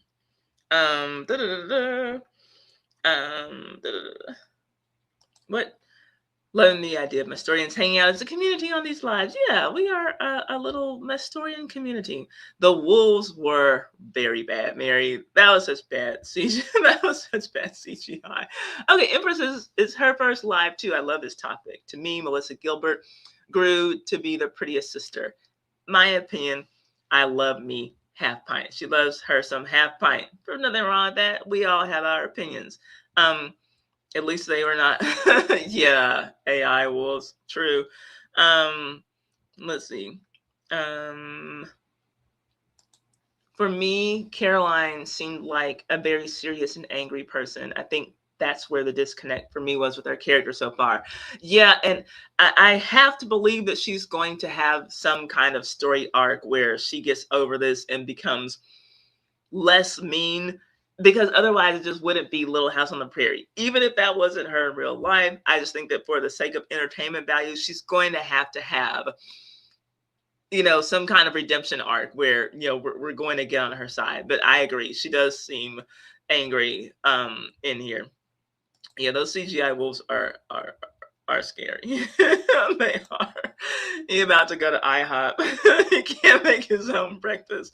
That's woman's work, damn it. Now you go over there and get in that kitchen that doesn't exist yet, and you fix me a sandwich. Hello, Karen. How are you doing? No, hey, you're never late here. We don't take attendance. We're just having a good time. Okay. So remember, I told you all, I kind of felt like Caroline was feeling a little guilt or no shame when she was in the general store and couldn't pay for that stuff. And what do we have her saying here? I was hopping ahead of myself, but she says, my sister said I was a fool to leave everything and everyone I ever knew, basically, and come here with you and follow your ass around the Great West. Okay, but then here they were singing again, y'all. They were singing again. They found the land. They saw what the house is going to look like. Charles is showing them, and the barn's gonna go here, and we're gonna plant corn over here, and then the house is gonna be right here, and we're gonna put the horse stall right here, and they're all happy. So what is it's time to sing? And he loved me full dear. I don't remember how the song went, but they were singing and dancing, and Pa was fiddling once again, and I don't know why he wasn't using that energy to go and find Jack. Find Jack, damn it. Go and find the dog. What are y'all singing about? Laura, you love Jack. How can you be singing right now? I feel sorry for Jack. Jack has been betrayed. He's been betrayed. What are y'all saying? Caroline was an angel. Can't make her bitter. Okay, she was sure. Yeah, like the singing is awful. It was just terrible. I hate, like, why are they singing so much? Like, just for the love of God, please. Okay, and then yeah, I had to show y'all. So Charles is on his fiddle. Oh, my Edwin, his equal was never something. I don't know what they were singing about, but Charles just, go to town, girls. Da da da da da. Like, it was. Why are they singing? Why are they singing? This is awful. It's awful. It wasn't number one in the charts. More singing West Side Story. Grease Lightning, every musical you can think of. Y'all, I didn't know until this year that like Grease Lightning was so dirty. I didn't realize, like, so total sidetrack. Since I hate musicals. Then this is so. Of course, I hate the singing. I literally do hate musicals. But I Grease Lightning. Did y'all know that part of the lyrics in Grease Lightning, he says it's a real pussy wagon? Did y'all know that? Like, there's some bad things going on in Grease Lightning. Grease the musical, but of course the song Grease Lightning, he calls it a pussy wagon. And he says something about tits in that song too, but I didn't know it was like that. And like people do Grease as a musical in middle school. And so I guess that they must change the lyrics. I never paid attention. I know that they do it in middle school and high school, but I hope that they change the lyrics for middle school performances. They call it she's a real pussy wagon, Grease Lightning. Like, what the why is that? Why is that such a dirty song? It's a car. You can really fuck in this car. Yeah. Like, that's so weird. Okay. So let's get back to the story. So now, it's the next day or whatever. And Pa is going into town and he's taking Laura with him. And Mary's going to stay behind and tend to her ma and the homestead. And she's doing laundry. They're always doing laundry. And she looks over and she sees this package and it says from Caleb. What? I don't know how he found them, but the package is just on this little like tin wash tub. He puts it on there and she sees, and what, y'all, it's ribbons. Caleb saw at the store that she wanted those ribbons. And so hopefully he didn't steal them from his employer. He probably used a good portion of whatever his pay was for that day and bought her the ribbon that she'd been looking at because he heard Laura, and her talking about it. And I thought that was super sweet. Then Laura goes back down to the creek where she found the little Indian doll, and the little girl she's been looking at, she sees her again. And the girl sees that Laura has the doll and she just goes and snatches it from her. And in her native language, she says to her father, the little native girl says to her father, she took my doll. And he says back to her in their language, she didn't take it. Like, you lost it. She found it. Like, basically Stop being rude. She didn't take it. You left it there, you know. And so he puts her in line and basically tells her to apologize to Laura. And Laura, she doesn't care. She's like, oh, my friend. She's like, Mom, I want to go meet those people. Can we talk to them? And her mom's like, we don't need to know those people. Girl, we don't need to know those Indians. Are you crazy? What is wrong with you? So let me see what y'all talking about. And then I'll get back to it. Would I be right in thinking Little House has heavy and gritty storylines? Asking as a total newbie. Oh yeah, y'all. So he's younger. He's across the pond, and he doesn't know about it. That would make it extra watchable for me. This one, I will say, it seems to be grittier than the one that we grew up with in the 70s and 80s. I don't know what all is to come. It's getting into some stuff, but I'm trying not to watch the whole season. I'm trying to watch one episode at a time, and it does seem that this is going to get a little heavier than just the whole feel of it is heavier than the show that I grew up with. So I think that we're going to be getting into some stuff. I can't say for sure, but I think that we are. Thank you, Karen. Says I have excellent storytelling. Thank you. Yes, I hate musicals. Like, why are we singing? It's just so weird. And I get, look, I know that it's for entertainment value, and I'm not. If you like musicals, I am not like making any kind of judgment on you. I don't think it's bad because like usually like the singing is good. The actors are talented because they can sing and dance, you know, and act. And so like it's always like super talented people. But just the thought of, you know, all of a sudden breaking out in song when you're having a conversation, I hate that. You know, it's like me talking to y'all. And you know, so we're gonna talk about Little House on the Prairie. We're gonna talk about the Gilded Age. Oh, the Gilded Age, the Gilded Age. They were full of rage. They were not on a stage. They were not in a cage. Gilded Age. Like, why would I do that? Who like? Why do people just start breaking out in song? It's just the weirdest thing to me. I hate that. I hate that. I super hate that. Now, I don't mind a musical if it's like a musical like where the performances are like literally performances. Something like when I watch like a movie like The Five Heartbeats or The Temptations, like they're not just running around having conversations at the grocery store, breaking out in the song, I got some canned peas, you know, it's not that. Like when it's time to get on the stage, that's when they're suited up and doing their steps.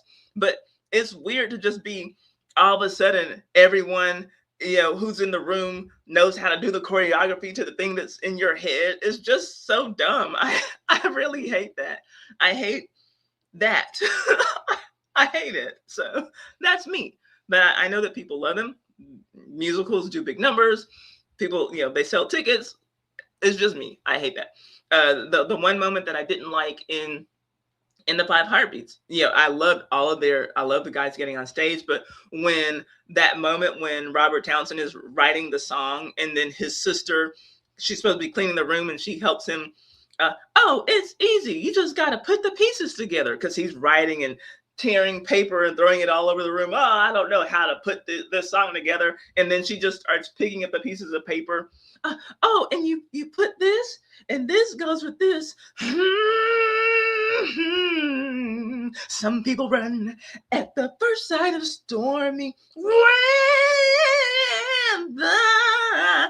That doesn't happen. She's not running around picking up pieces of paper that he meant to throw in the trash and just making a number one hit. I hate that stuff. I hate when that happens. No one writes songs like that. So, with the exception of that one piece, I love everything about The Five Heartbeats because they were singing on stage. But when your sister is singing with a broom in her hand because she's supposed to be cleaning up the room before her parents get home, I don't like that. Let's talk about Little House on the Prairie. Shit. I'm so sorry, y'all. Oh my gosh, now I'm a musicals hater. What are y'all saying? Yeah, that is a dirty song. Okay. Let's see. Okay, what are y'all saying? I'm so sorry, y'all.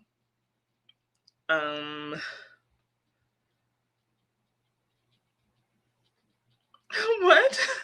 I always hated Grease and tuned out when all my church friends watched it. Hey, they probably been a little repressed. They need to hear about a real pussy wagon, Grease lightning. What?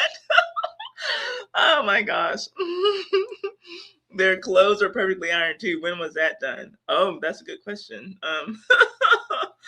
Um, Oh, that's right. That I couldn't think of that. Also, the chicks will cream for Grease Lightning. Yeah, I was literally an adult before I realized how dirty that song. Yeah, yeah, something, something. The chicks will cream for Grease Lightning. Yeah, what the hell? The chicks will cream. Excuse me, sir. Hi, Coconut Stacks says I started watching the first episode and saw the doctor and thought, hold up, but and I don't know if you how long you've been here, but the doctor was real. The doctor was a real person. Dr. George Tann was a black doctor who lived in Independence who treated the black and white patients. So no hold up there. That's not woke revisionist history. So I don't know if you've already heard me say that, but in case anyone here is new, if you saw the black doctor on the show, do know that that was someone real, and I'm going to make a video about him in two videos from now. I have one video coming up that it refers back to the show from the 70s and 80s, and then I'm going to talk about I'm going to do other videos about this new show and the characters here. Is Frontier Life not Life is Wonderful is in the 70s show? Yeah. I don't feel bad. I hate musicals as well. Thanks, y'all. It's good to know that I'm in good company. Oh, awesome. Prime Carter says that he's going to watch my video on how the real life people were before watching it. I hope you enjoy it. Thank you. Let's see. What are y'all saying? Are y'all laughing at my singing? I think my singing is great. I should be in musicals. Oh gosh. Let's see here. What are y'all saying? Some of the most important lessons I learned from childhood were from these books when my mom and I read them to my brother and I. Yeah, like they have good lessons. They do. And I would still say that even though Michael Landon's version of Little House on the Prairie wasn't true to the books, there were really good lessons in that show as well. Let's see here. What are y'all saying?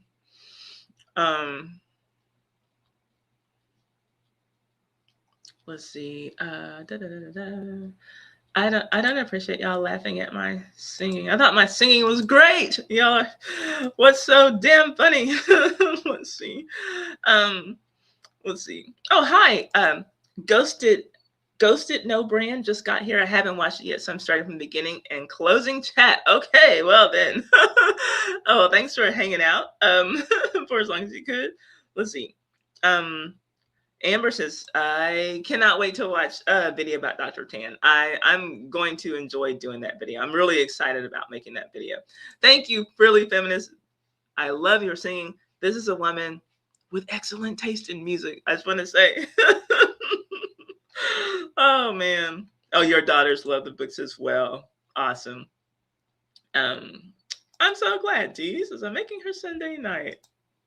Gary, why are you laughing at my singing? That's sad because I know that my singing is not it's not wonderful, but anyway, let's go. So she doesn't what we don't need to know them. And Laura says, why don't we need to know the nice Indian people, Mom? So, but meanwhile, in the home of the native family, that mom is feeling kind of like Caroline is. Why does my daughter need to go over there with those white people? While Caroline's, why does my daughter need to go over there with those Indian people? Right? So we got her saying, and what? Now, my daughter thinks that she's going to be friends with those people over there. The moms, they've had it up to here, right? And we get a little something going on in this household. They're just having a conversation about all the white settlers coming in general. And the husband here, he's an interpreter. He speaks their native Osage language, and he speaks English very well. He's been going and having meetings with the government. I guess he's the one who the government's like, hey, when it's time for us to strike a deal, then you like be the negotiator, you be the go-between so that we can, get these terms spelled out. And so the government is offering the Osage people some different land. Basically, like it seems like they're dragging their feet, but they're trying to move them out so that these white settlers can move in. And this is a relative of his he's talking to. I'm not sure if this is a brother, cousin, I don't know, but he's like, tell me about your trip. What sort of land is the government offering? And he says, like, the land, it's not great that they're offering, but maybe if we move to that land, it'll be unattractive to the white settlers and we can make something of it. Like, because they see that I guess the writing's on the wall. They're going to lose this land that has been theirs. So again, my thing going back to all these notices about free land, the Osage are like, excuse me, we've only been here for centuries. What do you mean free land? Like, so they're going to have to figure out what they're going to do. And the government is offering them land. The man said that the land had game on it for them to hunt, and it had a lot of water, but it's rocky, it's hilly, not good for farming.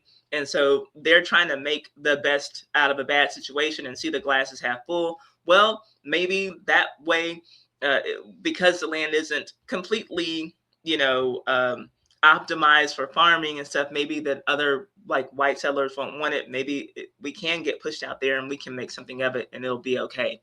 They're just trying to cope, figure out what their next move is.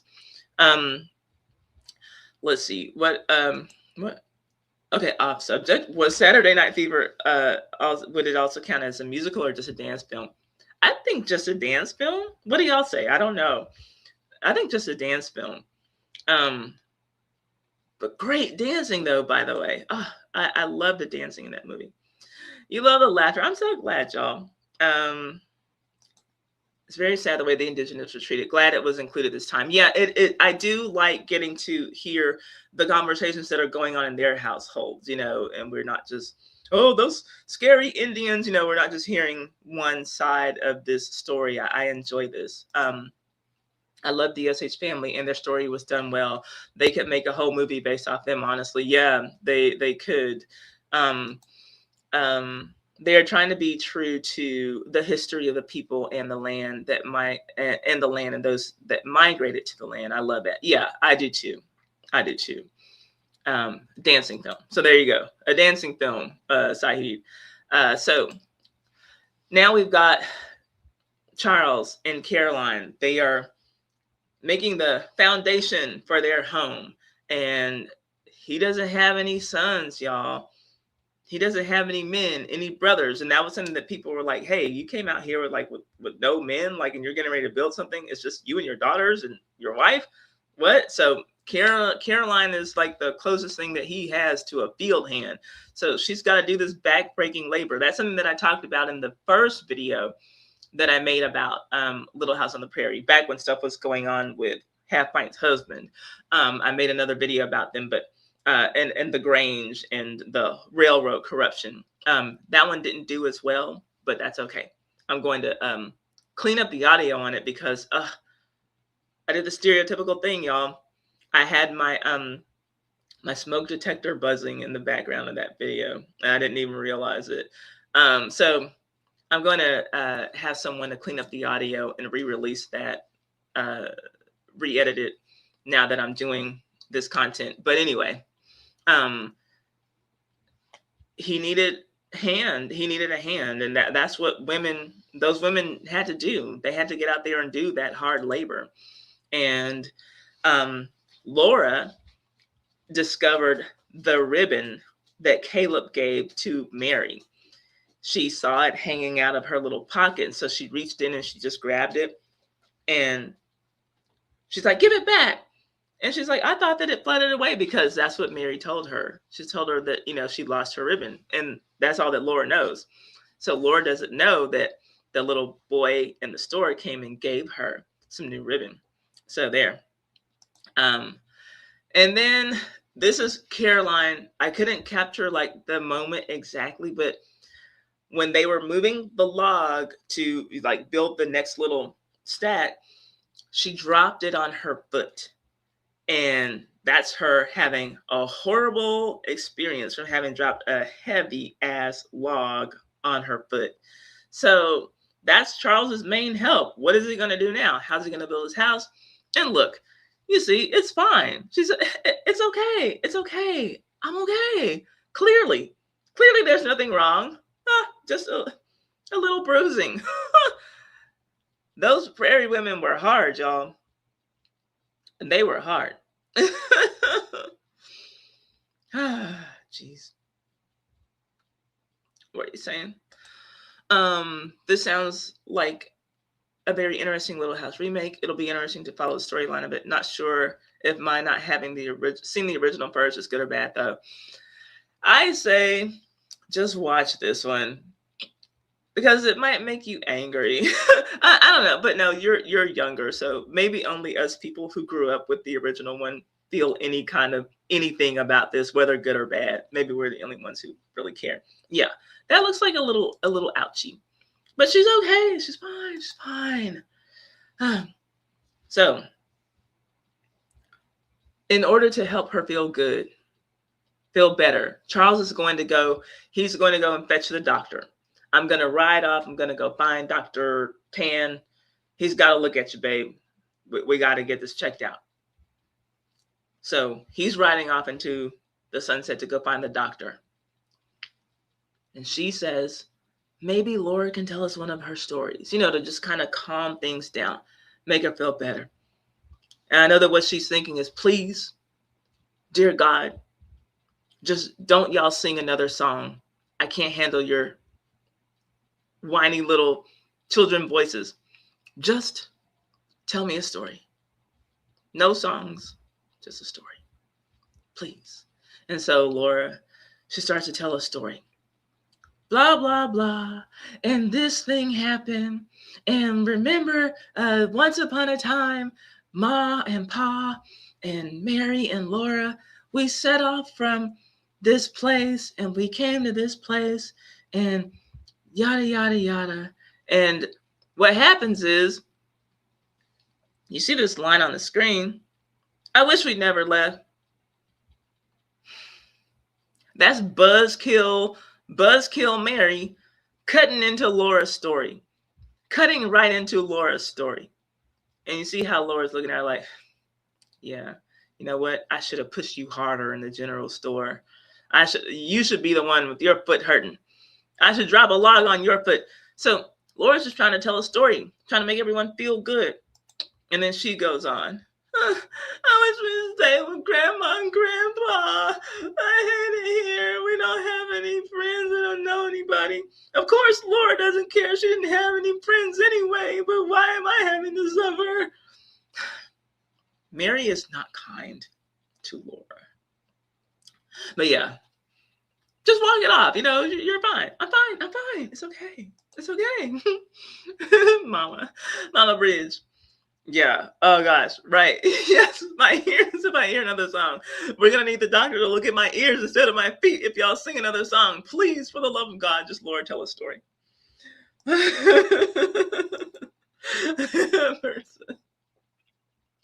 Yeah. Listen. I know that's what I was thinking. Like, oh, Caroline, please don't ask her to sing a song. You know what would make us feel good, Laura? Why don't you sing that song about?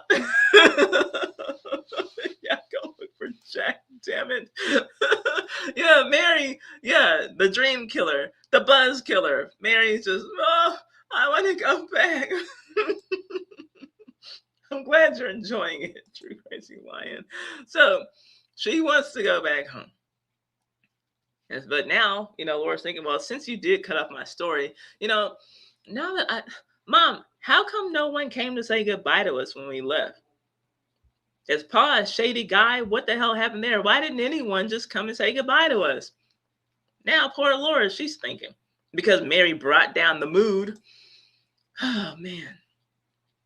So the doctor comes to look at her foot. And y'all know, look, if they're going to let black people treat white people, they got to be good. They got to be damn good, especially in 1870, whatever. So this doctor, he's so damn good. He came over there to treat her foot and found out that she was pregnant. That's how good he is, y'all. That's what I'm saying. Like, this is not woke revisionist stuff. This doctor is so damn good. He came on there, look at her foot, stitch up her foot. Any bleeding? Are you pregnant? Yes. She's pregnant.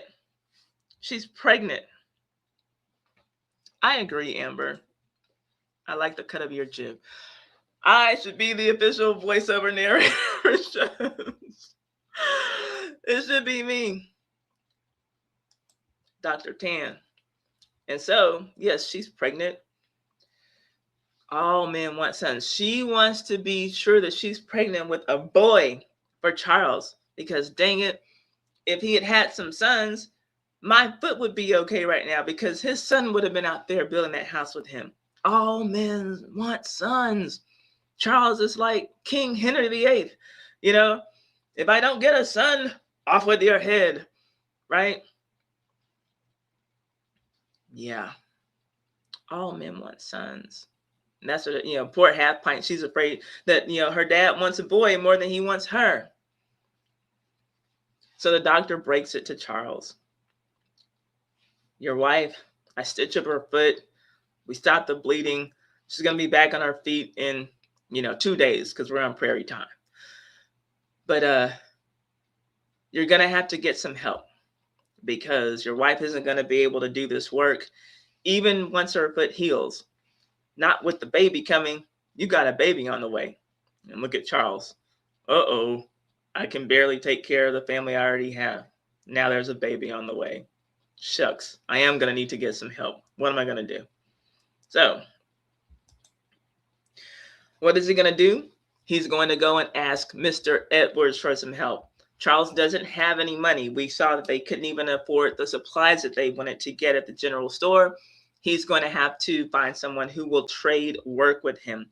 I didn't get a shot of it, but I don't believe that I got a shot of it. But Mr. Edwards is living in this little tiny wooden shack that I'm sure if it rains, he's probably getting rain coming in there. Like he's just, it almost looks like a glorified dog house where he's living right now.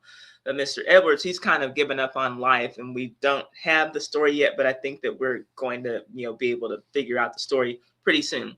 So Charles goes to Mr. Edwards. Hey, can we trade some work on my house and I'll work on yours? They decided they're, gonna get this work done. He needs a hand. The doctor told him that he can't make it out here in the prairie alone. He says, it sounds like a good story, but no one out here makes it on their own. You need to get some help. Okay. Let's see. Oh, Mary says, can't blame Caroline for worrying with no house and little food. Yeah, absolutely. Absolutely. I have to imagine that in the back of her mind, she's got to be thinking, you know what? My family told me. Everyone said that I should just stay here with family we have and not follow Charles out there into the wilderness. I'm sure she's got children, and now she's with child. She's probably going to need a little bit of extra food to feed the baby that's growing inside of her. Fairly Feminist says, I remember the black doctor from the books. He treated their malaria in the books. They thought whatever it was from watermelons, I believe. Yep, he did treat their family for malaria. The pregnancy reveal was weird, honestly. I agree. I agree. Great doctor. From her foot to discovering that she was pregnant. I mean, yeah, this guy's got it all. He's got it all. Good old Mr. Edwards. Yep, to the rescue. He's going to help Charles finish that house. He is a looker. I agree. Empress says he's strong and strapping. But there's a little confusion, before we get that all resolved. Charles is asking questions that Mr. Edwards clearly doesn't feel like answering. So looks like Charles is going to get his brains blown out, or at least a hole in his chest based on the way that Edwards is pointing that gun. But Mr. Mitchell, the Osage man, comes in and he gets everything settled. He knows that Mr. Edwards is a drinker. He's got some things going on or whatever, and he gets him to put down the gun. Well, actually is wrestled out of his hand. Charles gets it from him, and they come to an agreement, right? So now these are the words of Mr. Mitchell, the Osage man.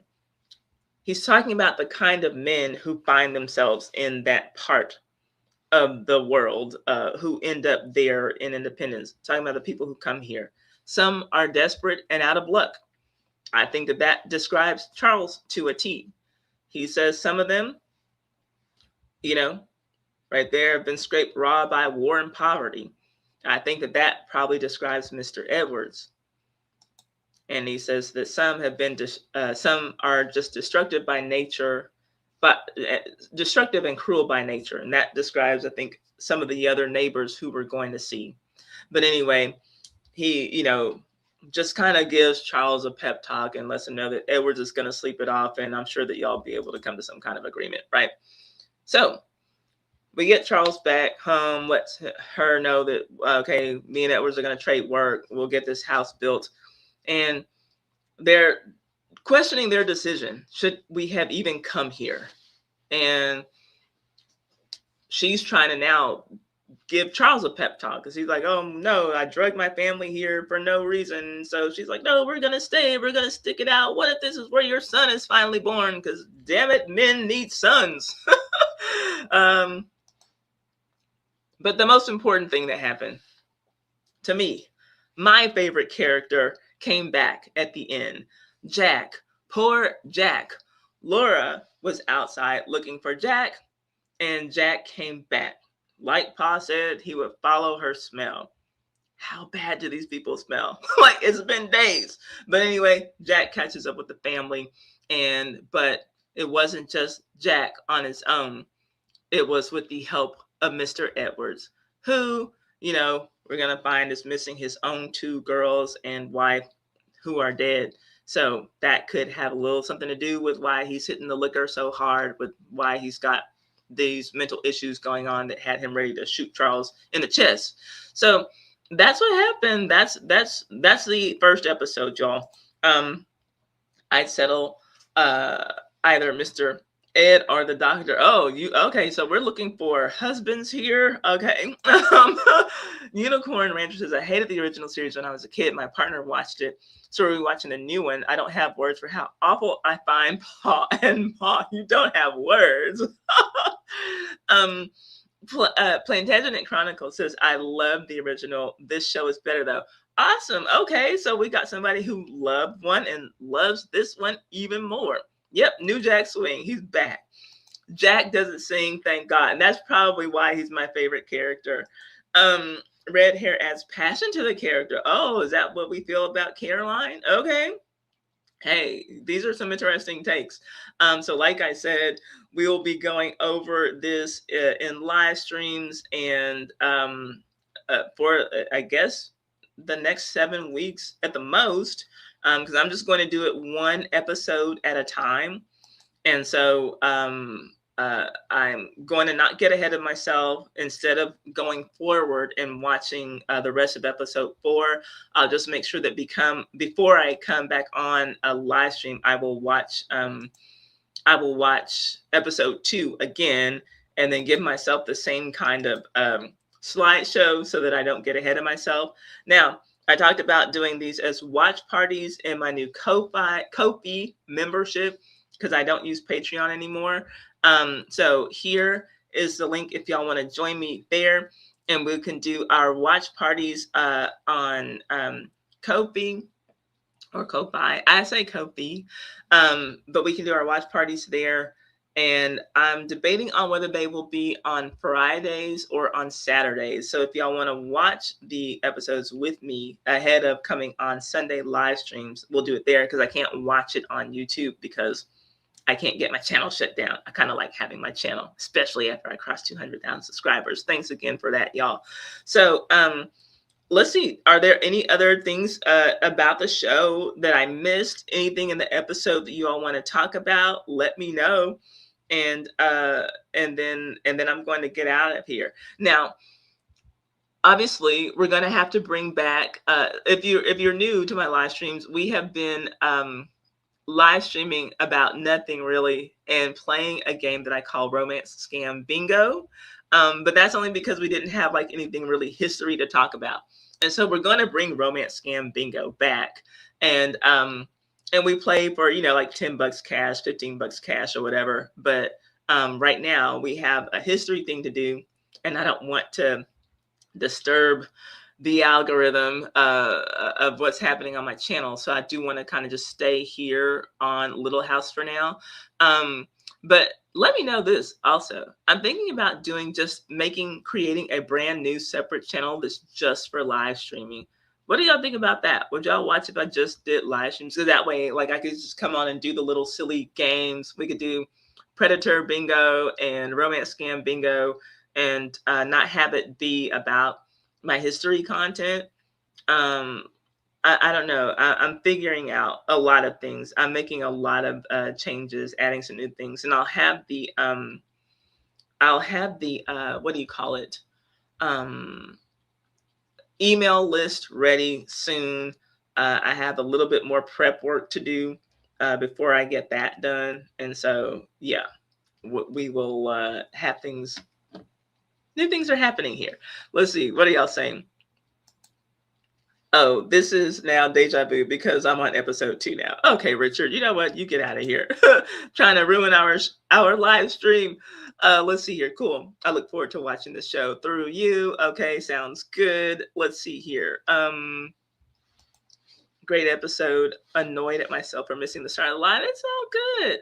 You can always. I wouldn't suggest going back to watch replays of this because it's, and I know that people do. I'm not angry if you do. I appreciate if you do. But, it's just the vibe when we're all here together. That's like the fun of it. I'm so glad I didn't miss Romance Scam Bingo. It would be tragic. Yes, we'll do Romance Scam Bingo soon. Separate channel works for you. Gary says that's great. Yeah, and listen, I don't mind the lives here.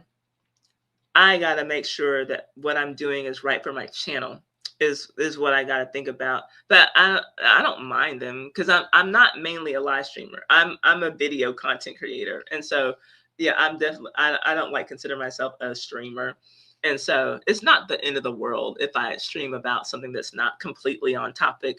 But while we have a topic, I want to stay on topic. So like when we're doing this, whenever there's a period piece that y'all want to talk about that's within the years I cover, 1870 to 1940, then that's what we'll cover in the live streams. When we don't have anything to talk about, we can just play bingo and whatever we're gonna do. A separate live stream channel would be nice. I personally would love that, a separate channel, a channel just for lives. Sounds like a cool idea. That helps to categorize all the different content. I wonder if they'll do minstrel shows with blackface on this. If like on the Netflix show, on the Netflix Little House, that would be interesting. Especially, well, I could see like maybe a minstrel show coming to town, but like as far as this set of characters, it looks like we're I can't even imagine. Let's see, maybe what's his name? Eli James and his wife would attend, like the Ingalls wouldn't even be able to afford a ticket to a show.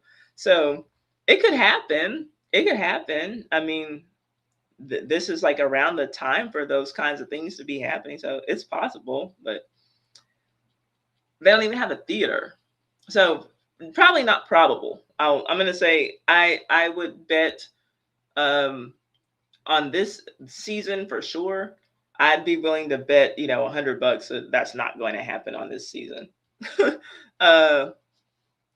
Anything that we missed from the first episode, anything that I should have covered, let me know. Anything y'all want to make sure that, well, I would say, is there anything y'all want to make sure I cover in the second episode, but that would be called a spoiler. So let me see. I think you are very original to bring out the Little House on the Prairie fans. Thank you. Great content. I'm glad of that. It's rare that I get to, because of the years of history that I cover, it's rare that I get to hop on anything that's like trending or, anything that's happening in pop culture And so I was really surprised. You all are the ones who told me in a live stream about this reboot because I don't pay attention to Netflix. And so I didn't even know that they were going to redo it. And you all told me about it because y'all know I'm waiting on the Gilded Age. That's what I love to talk about. I love that show. I love pretty much anything that Julian Fellows puts together. And people have been asking me if I would live stream about that. And it's crazy. I didn't even realize that one of my live streams, one of my Gilded Age live streams got 25,000 views. And that's crazy because I'm not a live streamer. I am a content creator who live streams, right? But I'm not a live streamer. And so I knew that there was a market for it because people have been asking me to do it. And I just didn't feel like live streaming, y'all. I had spent 2 years in deep depression over the death of my dog. And I just didn't have it in me to live stream. I can pull it together for a video. I'm rarely on camera and I can just do my narration and not really have to think about it. But when I'm live streaming, I have to be in a different headspace because I live stream so that people will come and have a good time. I want to make y'all feel good. So I can't be feeling down if I'm live streaming, right? And so I'm okay to live stream now. And so yeah, people have been asking for the last 2 seasons, like, are you gonna live stream about the Gilded Age? I'm like, eventually. And so this year though, I'm ready. This year I'm ready to live stream and I will. And I'm looking forward to it. I am still waiting. I'm waiting on the date, y'all.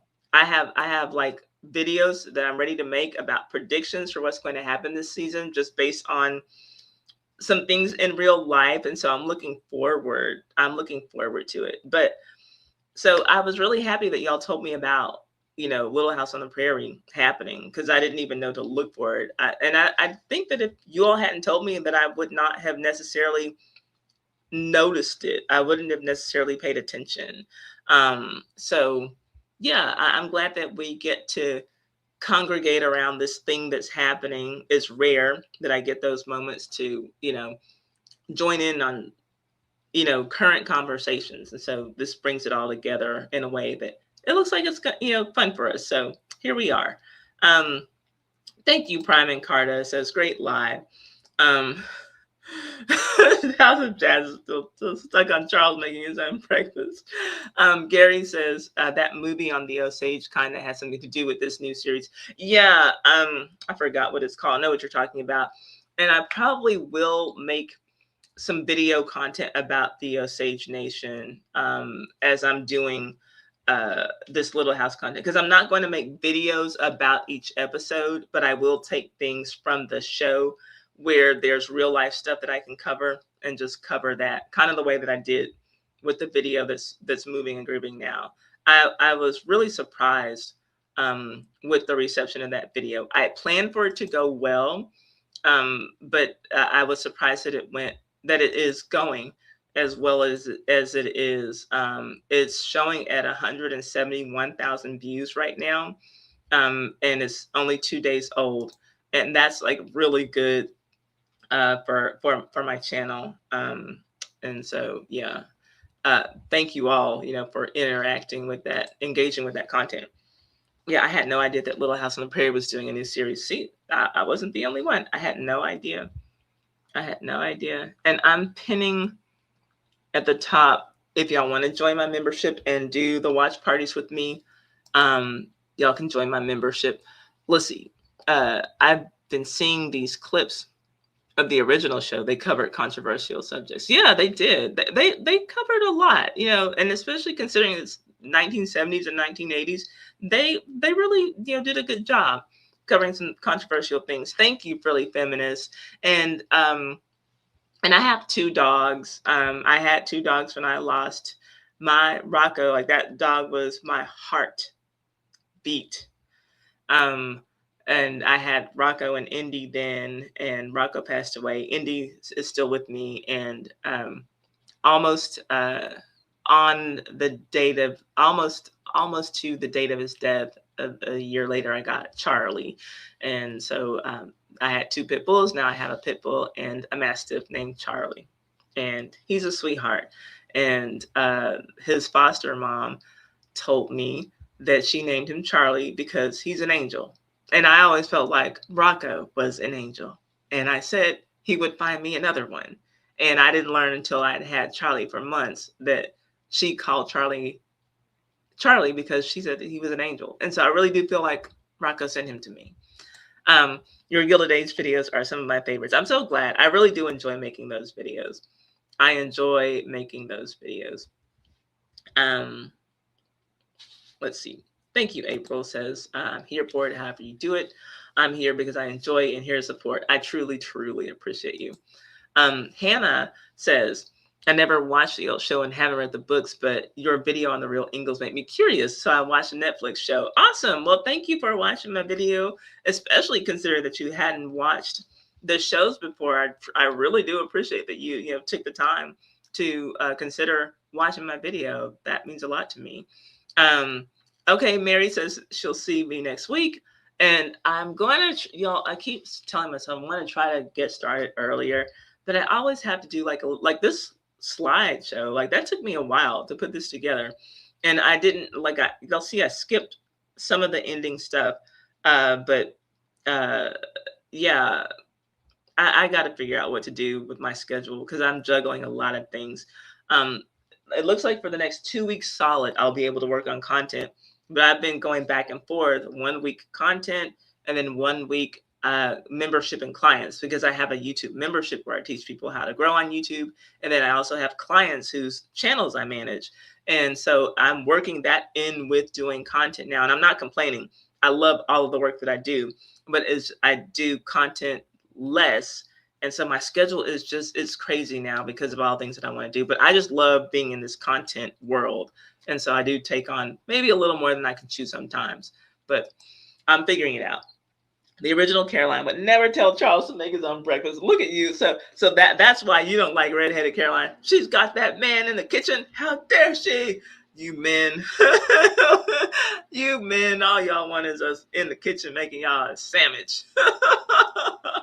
I'm in for the watch party. I know, Gary, yes, I know, and I appreciate you letting me know, like right away as soon as I put the stuff together.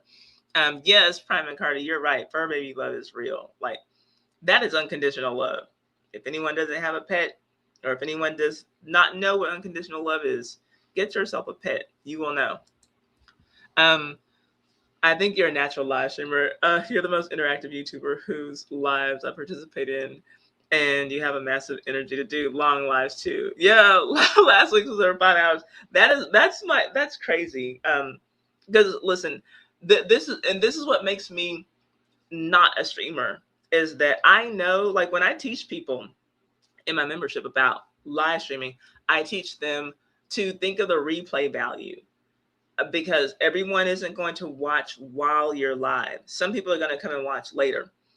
I do not optimize my live streams for the replay value. If you were here, you had a good time with us. If you weren't here, you probably won't want to sit through me reading almost every single comment in the chat, saying hi to almost every person who comes in. That's going to be boring. But if you were here with us, then you had a good time. And I don't go through and re-edit it and optimize it for watch time. I don't do all that. And so, like, to me, that's what a streamer does. Now, I enjoy being live in the process, like while it's happening, I enjoy it. But like a person who like gets their views and who makes their revenue from streaming, they're gonna treat lives very differently than I do. And they're gonna interact less because they want the replay value to be there.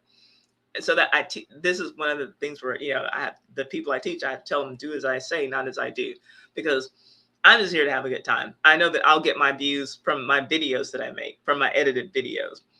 Live streaming is just fun, for me. It's escapism. And that's what literally I have some of you all, and if you've emailed me before to let me know that you appreciate my live. I have people asking me, will you live stream? I need to laugh this week. I had a down week. I had to take care of this with my family. I had to deal with this with my job. So I come here to just have a good time and hopefully let people have a good time. It is all about fun. I'm a cat mom, and Sandals passed away today. So I definitely understand a loss of a four-legged family member. You lost your cat today, April? I'm so sorry. If that is what you're telling me, I don't even know how you're here. I am so sorry. That's awful. Like that makes me sad. Like I'm going to not cry. I'm so sorry. Like if people don't have pets, y'all don't understand. Like they do become family. I know it sounds cliche. You probably hear people say that, but they become family, and it is hard. I lost my dad's mother this year, and I didn't take it that as badly as my dog, because I got unconditional love from him. I didn't get that from my dad's mom. I do realize that she's my grandmother. I don't see her that way, but anyway, um, I'll tell y'all about family stuff later. We're not talking about him. We're not talking about her. No, but they are family. Thank you, Amber. You're very kind to say that. I do my best. I try. I try. I don't say I do my best. I try. I'm so glad I made it. Oh, you're my favorite historical content creator. Thank you. That makes me feel so special. Like seriously, y'all. And I, it's more about fun than anything. I don't consider myself super deep, in history or whatever. I like to do the research. I like to show you all things, but I like to think of myself as like a history creator for people who don't necessarily consider themselves history buffs, or maybe like didn't realize that they might like history. Maybe they like history more than they do, but I can just show them that like my point is always to show people that people now are not really very different from people 50 years ago or 100 years ago or 150 years ago. People don't change. We suck. Humans are the worst. And so that's the thing. Uh, people don't change. And even though like people maybe dressed more respectably, 100 years ago, they were always kind of awful.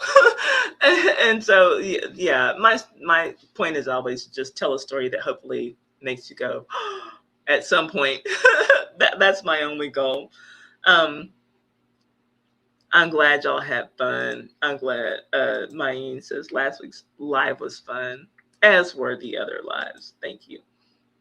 A good time was certainly had during this live. I'm so glad. You just cut your notifications on? Awesome. And yeah, please turn your notifications on. And that's why I'm doing the email list as just like another means of having notification. Because I always get people telling me, I didn't get notification, Ty. I didn't know you were live. I didn't know you put out a new video. I'll be putting out videos and people are like, oh man, Ty, I'm so glad to see you back. I'm like, I haven't been anywhere, because they act like I've been gone for a year or something. I'm like, I've been making content. Like I probably only make 2 videos a month, but that is still pretty consistent. But people are just like, oh, Ty, I thought you were gone. Like, no, I'm right here. So I know that people don't get my notifications. So I will have the email list. For those of you who want email notifications, I'll have that coming out soon. Yeah, April, we are sorry for your loss. Like that is awful. Hi, Dustin says, how has the hotness been? Is that what you're asking me? Hot is and messy, but I'm gonna have something new coming for you if that's what you're asking me. And thank you for hanging out. Yeah, like we are really sorry, April. I can't believe you have the capacity to hang out here with us right now. That's all of us are just saying that we're sorry. Thank you, Karen. Yeah, that is so sad. Yeah, they're as much family as humans because of the unconditional love and support. Absolutely. My cat Edward, a cat of many names as well, passed away in October, and I still can't go in the room he passed in and wear the clothes I was wearing. I can so relate, Amber, and I'm so sorry for your loss. I can so relate. Yeah, so I will share this with you all without crying. That's part of the reason that I took such a long break from streaming, because I was streaming when my dog had the seizure that started the end of his life. And for a long time, I associated streaming with his death. And so I stream in a different room now. And I kind of got my streaming chops back from teaching about you. I teach about YouTube in a lot of different memberships on the platform called School. And so that was where I just like even got comfortable getting on camera again. And so yeah, this is not easy for me to do this. So I have to like get myself in a really good headspace for this.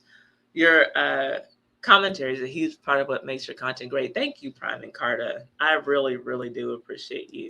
Yeah, like my heart just goes out to all of you. All of you. Yeah, Maine. It is not easy. It is not easy. Y'all are so compassionate towards each other. I really appreciate this group of people we have here. Yes, yes, Amber. I agree. I agree. Uh-huh. It's true. Human nature doesn't change. The more things change, the more they stay the same. That is so, so true. Y'all are really so kind to each other and to me. I really appreciate y'all. You're welcome, Pearly Feminist. Thank you for coming. So, y'all, that is all that I have for this one. We'll get back to romance scam bingo after we run out of pop culture stuff to do, or I'll make a separate channel. Don't know when I'm going to have time for it, but I'm going to figure out something, y'all. I love content. This is what I do for work. Like I am enjoying this, so I'm gonna find ways to make things work. But until then, you all, I'll be back next Sunday. Hopefully it's 6 uh, CST Central Time instead of 7. But like it took, y'all saw that even I was 8 minutes late today, so I might like set it up for 7:15 just so that I know I can be on time. I do hate to keep people waiting if I'm going to live stream. But episode 2 next week. So if you want to watch it with me, I dropped the link for my membership, and I'll drop it again like in my posts this week, maybe like Tuesday or so, and either Friday or Saturday we'll watch the episodes together, and then Sunday we'll come here and we'll talk about it. And I know y'all probably already binged the whole thing, but I'm going to take it one episode at a time. Thank you, Amber. I truly appreciate you. I've always thought that kindness is the best way. That is the truth. And that is what people need, y'all. People are suffering right now in this world. So, be kind. And April is thanking all of you. Yes.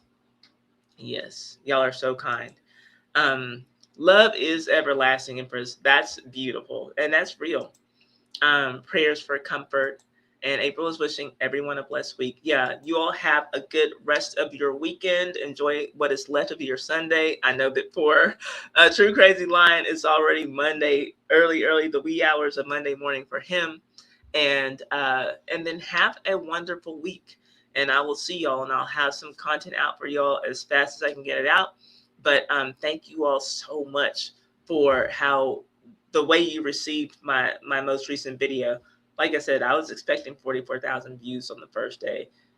It's far exceeded that, and we've got 3,000 new subscribers. I was looking to hopefully reach 200,000. We blew right past 200,000 subscribers. I barely got to enjoy that victory lap before we were at 201,000. And so thank you all for checking it out. Let's have some fun. And y'all, be on the lookout for the premiere date for the Gilded Age. Please let me know when you see it, because I'm looking for it. Yes, you all take care of yourselves and each other. Shower the people you love with love. And I will see you all next week. It's 3:25 here in Scotland. An early night by my standards. I don't know how you do it. I guess it's youth. Oh well, I'll see y'all. Have a good one. Bye.